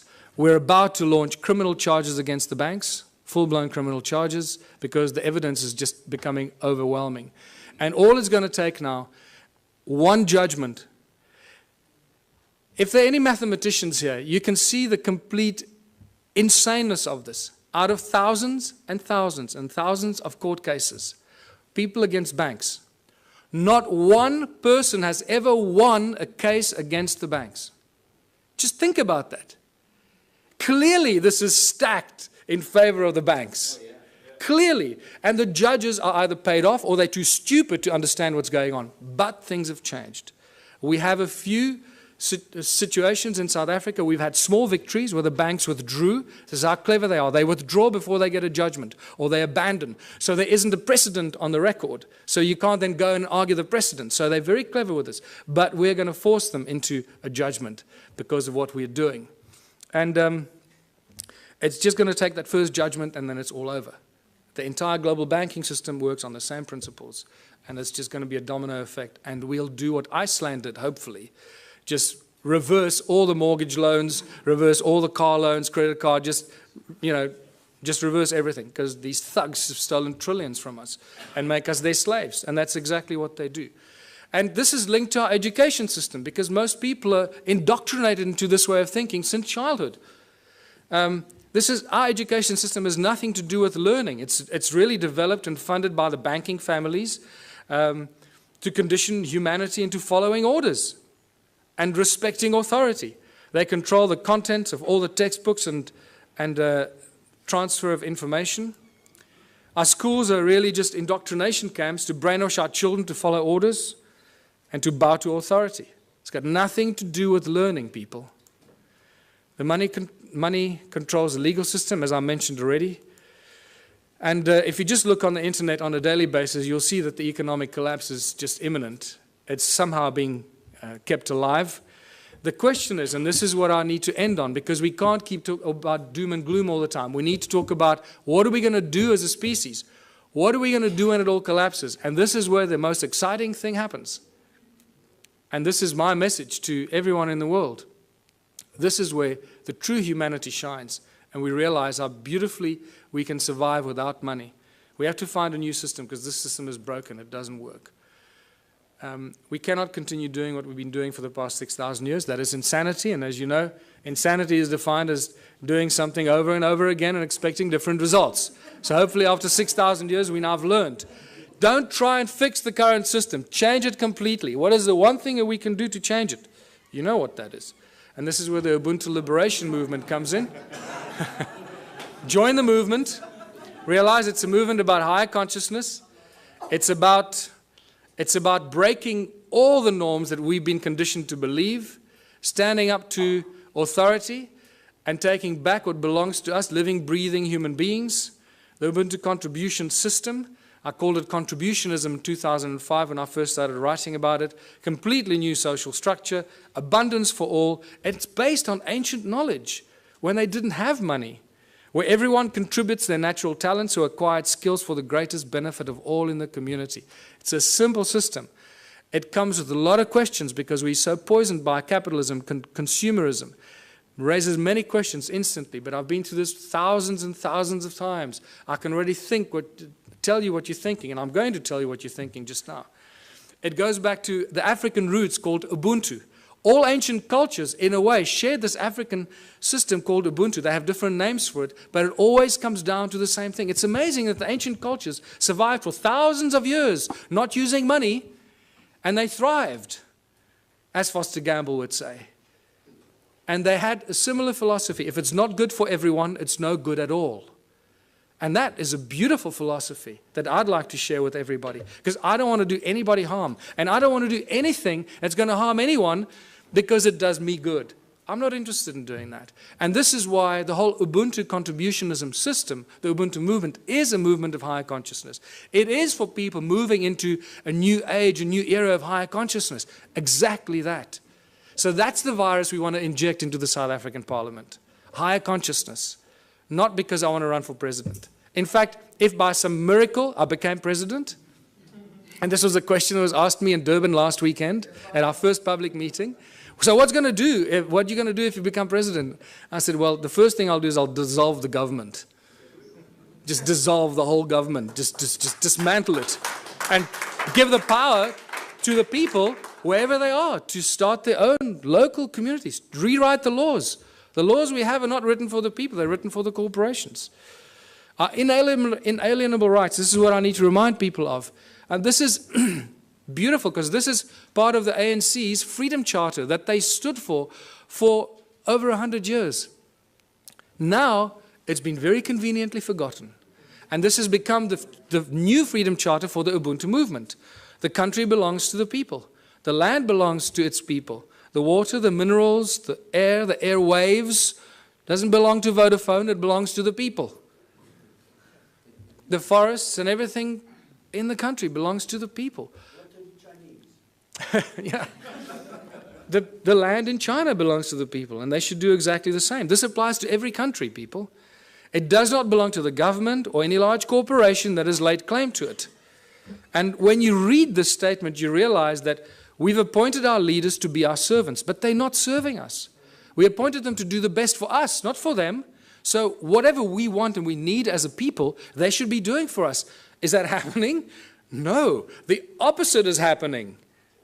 So what has happened here? The government is not serving the people. The only conclusion we can reach is that they're serving themselves and the corporation that fund them. They've turned the people into their slaves. The government and large corporations have stolen the country from its people. It's as simple as that. We've become the slaves, and unless we do something about it, it stops. How do we know this? In South Africa, I don't know about these countries. I believe the European countries, how it works now. I haven't done that research because I'm focusing there. The government of South Africa and the Republic of South Africa are both registered as two separate corporations on the US Securities Exchange. So they're corporations that trade us as commodities. Every week, new laws are passed. In every country, I guess. In South Africa, it's published in the government gazette.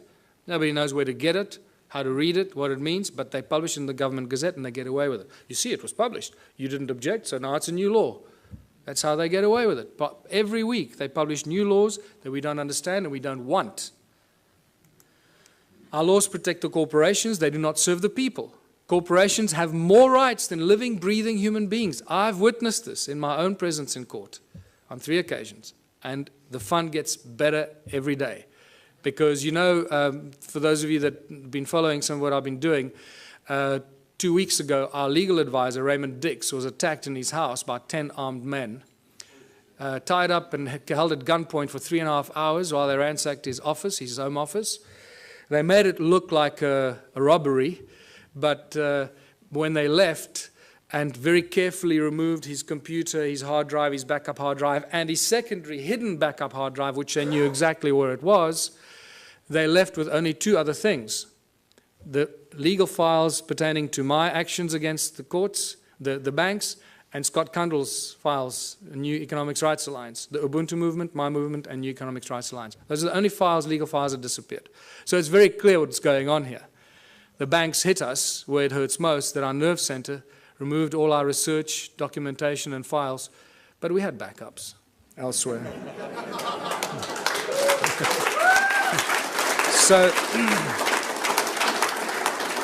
So now it's obvious, you know, if they take me out, they just created another martyr. So bring it on. I don't care. I know where I'm going. I'm going to sit on the right-hand side of Jesus.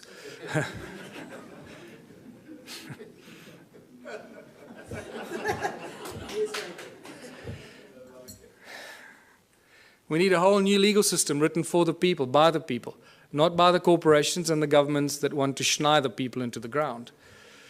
Everything in South Africa and in other countries belongs to the people. Eskom, for example, is the electricity supply giant that supplies most of Africa with electricity. All the installations of Eskom belong to the people. The coal they use that they get out of the ground to charge us for the electricity belongs to the people because the coal belongs to the people. Sasol is the coal to liquid petroleum company. That was paid for by the taxpayer. The technology was developed from German technology in the 1920s. That was paid for by the South African taxpayer, all the early installations for Sasol. So all the fuel that we should be driving on in South Africa, we should have virtually for free because all the components belong to the people. The railways run every day, but they don't transport people. They transport coal and wood. Everything for the corporations, nothing for the people. You can't catch a train anywhere in South Africa. And so it goes. The forestry, the minerals. Forestry, between Sappi and Mondi in South Africa, they own more than 1 million hectares of land that they somehow managed to take possession of. Who gave it to them? The people didn't agree to give it to them, but it belongs to them. So you can see how this theft of the land and all the inalienable rights of the people of the land have been stolen and given to corporations. So the government and the large corporations have stolen the country from its people. It's obvious. What do the people need? This is where we start seeing the beautiful side and how simple things can be. What do we need? We need food, water, love, friendship, homes, tables, chairs, knives, forks, gardens, clothes, technology, healthcare, arts and culture. We need everything that each and every one of you can imagine and beyond. We need everything, and we should have all of it because there should be no hurdles to achieving this and having that, right? We do not need money. Did you see money anywhere in that list? No, we don't need money. Money gets in the way. Money is the obstacle, it's the hurdle to all progress. Money does nothing. People do everything. People plow the lands, grow the food, build the bridges, build the rockets, solve the mathematical equations, create the technology. People do everything. Money does nothing. Money is just the obstacle to all this incredible progress. People create the arts and the culture. Money does nothing. The origins of money goes back to Sumeria once again. These Sumerians, the first forms of money were really little clay tablets. They were tokens of exchange. And then eventually they started minting them, as you know. So for millennia, great minds have stood up against the abuse of humanity through money. It's not something new. Julius Caesar stood up against the money, the powers of money. It took back from the money changers the power to coin money and minted coins on benefit of all. With this new plentiful supply of money, he established many massive construction projects and built great public works. And we all know what happened to Julius Caesar. St. Thomas Aquinas in 1225 said that the charging of interest is wrong because it applies to double charging, charging for both the money and the use of money. In fact, church law in the Middle Ages forbade the charging of interest on loans and even made it a crime called usury, which we know very well today. And even Jesus in his last year of life, probably the only physical force he ever applied was threw out the money changers out of the temple because they were abusing the people. And this is by far the most cutting statement made in recent times, Thomas Jefferson, because this is what we find ourselves in today. I believe that banking institutions are more dangerous to our liberties than standing armies. If the American people ever allow private banks, remember all our banks in the world, virtually all the banks are private banks, private corporations, whose interest is making profit at all cost. So if the American people ever allow private banks to control the issue of their currency, first by inflation, then by deflation, the banks and the corporations that will grow up around the banks will drive the people of all property until their children wake up homeless on the continent their fathers conquered. That's where we are standing today. All over the world, this is the situation we're in. Money is the obstacle to all progress. It does nothing for society. It is the absolute tool of control by those that control the issue and the printing of money. That's why when I say they own the world, they do. They literally, physically own the world and each of one of our asses.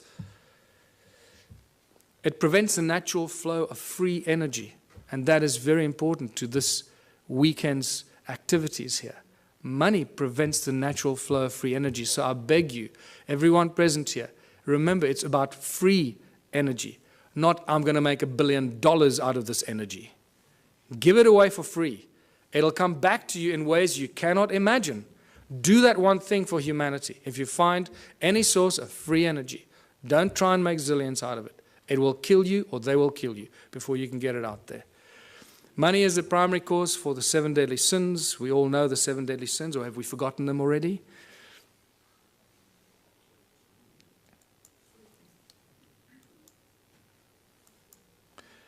It's not the love of money. Many people ask, oh, it's just the love of money. Money, there's nothing wrong with money, man. It's just a form of exchange. You know, we're so poisoned that we try and argue for it. We try and defend it. That's how poisoned our minds have become. It's incredible. It's not the love of money. It's the mere presence of money that causes all these problems.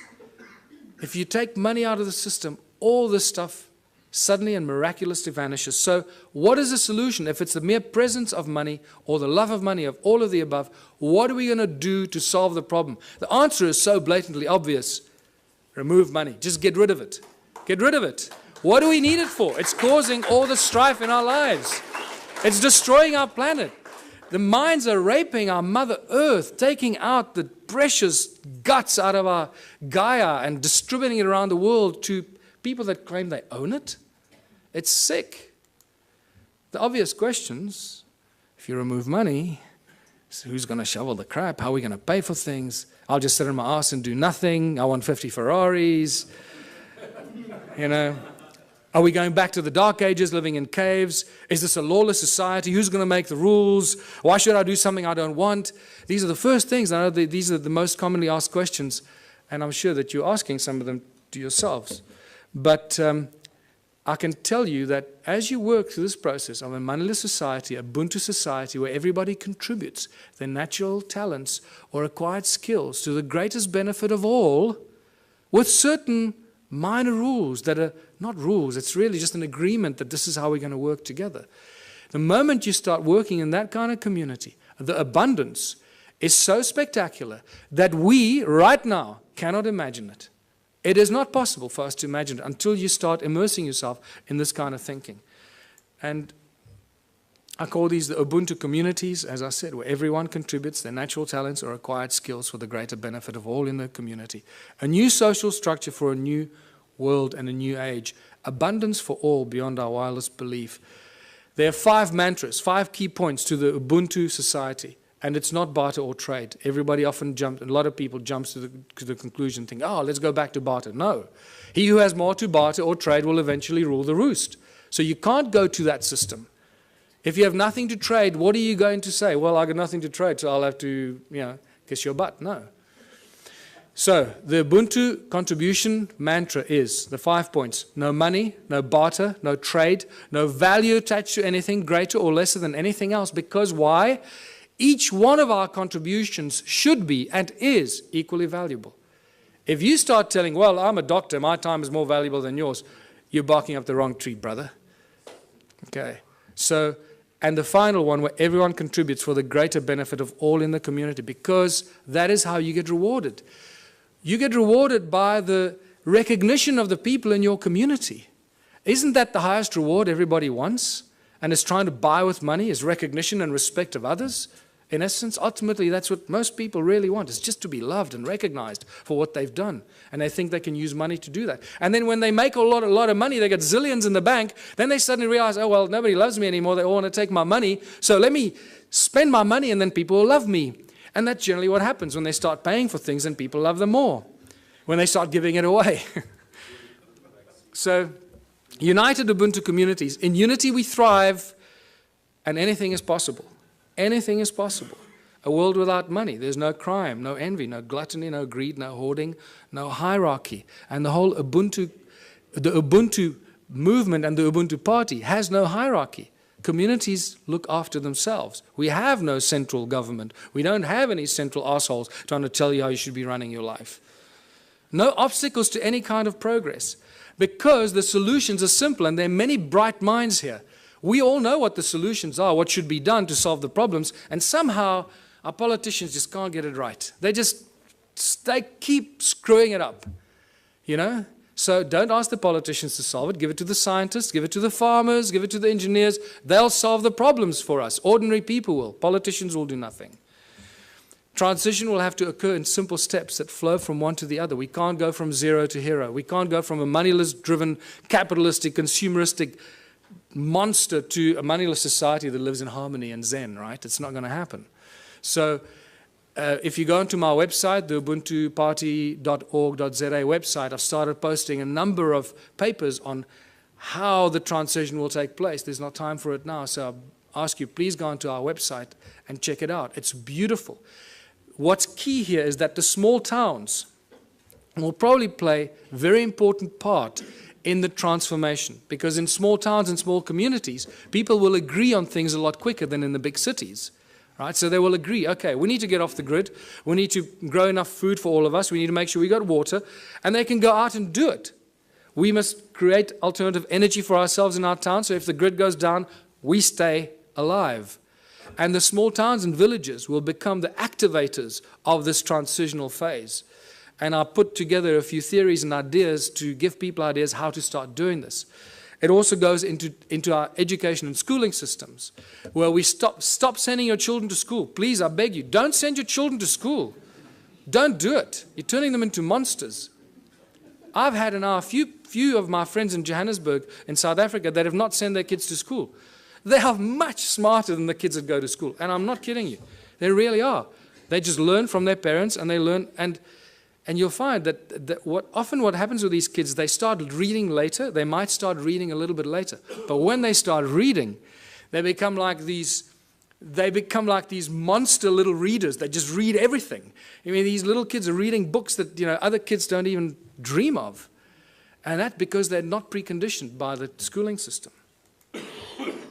Energy, water, food, housing, arts and recreation. These are the things that small communities can take control of very, very quickly and establish it for themselves, make themselves go off the grid and be totally in control of their own destiny. And many, many community projects must be and should be attached to this activity. Absolute abundance on all levels. Once you start doing this, food, science, culture, community, abundance on all levels. Now I'm going to give you a small example. You've got to use your imagination here because there's not enough time now and we've got to finish off here. So imagine in a little town that I live, we got a river, we got a fish farm, we got a dairy farm, we got a bakery, we got a wood factory, a metal factory. The community starts to work in these projects. The whole Ubuntu thing means that, and contribution means that everybody must contribute 3 hours a week towards one of these community projects. That's all you have to do, 3 hours a week. A little town of 1,000 people, it's 3,000 hours a week. No municipality or town council can afford 3,000 hours a week salaries for people to do this work. Can you see how that's dramatically shifted the status quo and the equilibrium? How much we can produce if we just work for 3 hours a week on basic projects. Producing milk, cheese, butter, fish, breeding fish, baking bread, growing vegetables, and so forth. So now the community has been doing this for 6 months or a year, and they've established abundance on all levels, where all the people in that community that participate, that's why I called it contributionism, that participate and add their talent and their skills and their time, get everything, not for free, but virtually for free, so cheaply that the rest of the stuff, and also there's a principle where you create 3 times as much as you need for your own community. And I structure everything in the Ubuntu philosophy on the sacred geometry principles, 3366. So you produce 3 times as much as you need for your community. Why? Because there'll be other communities that can't produce what you're doing, so you'll be actually helping them while they're helping you with the things that you can't produce. So, and by the end of that, there's so much abundance because you're doing it 3 times that whatever you don't consume in your own little village or town, what are you going to do with? You're going to make it available on farmers markets and stores in your town for the surrounding communities. The moment you achieved that state, you've created the domino effect. Because what's going to happen to all the neighboring towns? All the people from those towns are going to come buy your bread, your milk, your cheese, your whatever it is you produce. Because it's going to be a fraction of the cost they pay for it in their own town. There's your domino effect. There's your trigger point. So think about it from that perspective. At the outset, it sounds like a huge thing. Wow, how are we going to go from there to a moneyless society? I believe that I've just taken you through a very simplistic example of how small towns and small villages and communities can be the trigger points and the examples that start the domino effect. Once the first town is set up, it's impossible for the surrounding towns to stay alive. They will have to follow the same example. Otherwise, all their businesses will close down. And when they do close down, then they will follow your example. So either they will do it willingly or they'll be forced into it because of stupidity. In the Ubuntu communities, children follow their passion and their dreams. The education system changes completely. There are no classrooms. Children learn real, practical skills. So by the age of 16, they've done everything. They've baked the bread. They've worked in nuclear laboratories. They've built rockets. They've built homes. They've built earth ships. They've planted seedlings and grown fruit. And they'll be so wise by the time you're 16 because you've had all this experience. You'll be smarter than all the professors in the world thrown together today. So,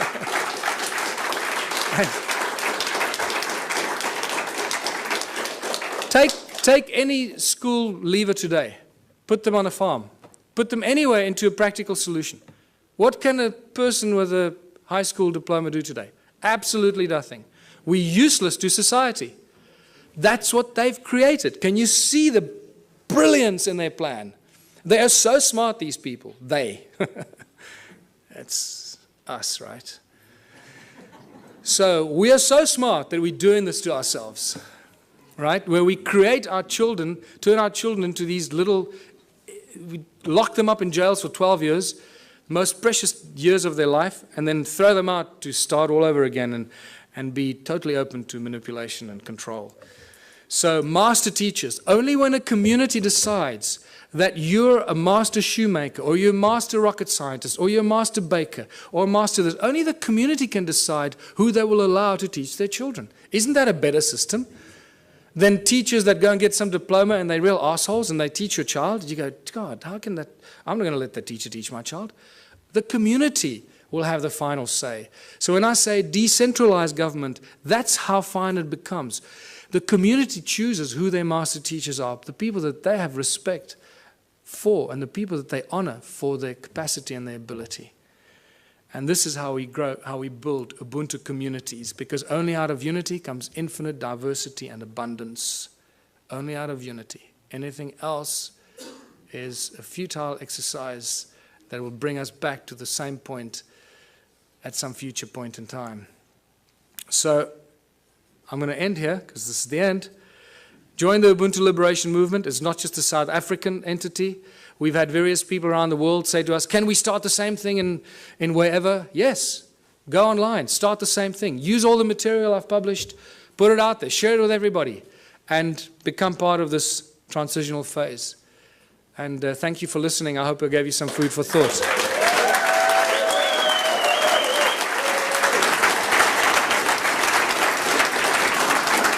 Thanks. Thanks very much. Please wait one moment. People are coming up to me and asking me, what can we do after the conference? Now, one of the things we can do after the conference, Michael needs exposure, big time. We need a bus going around.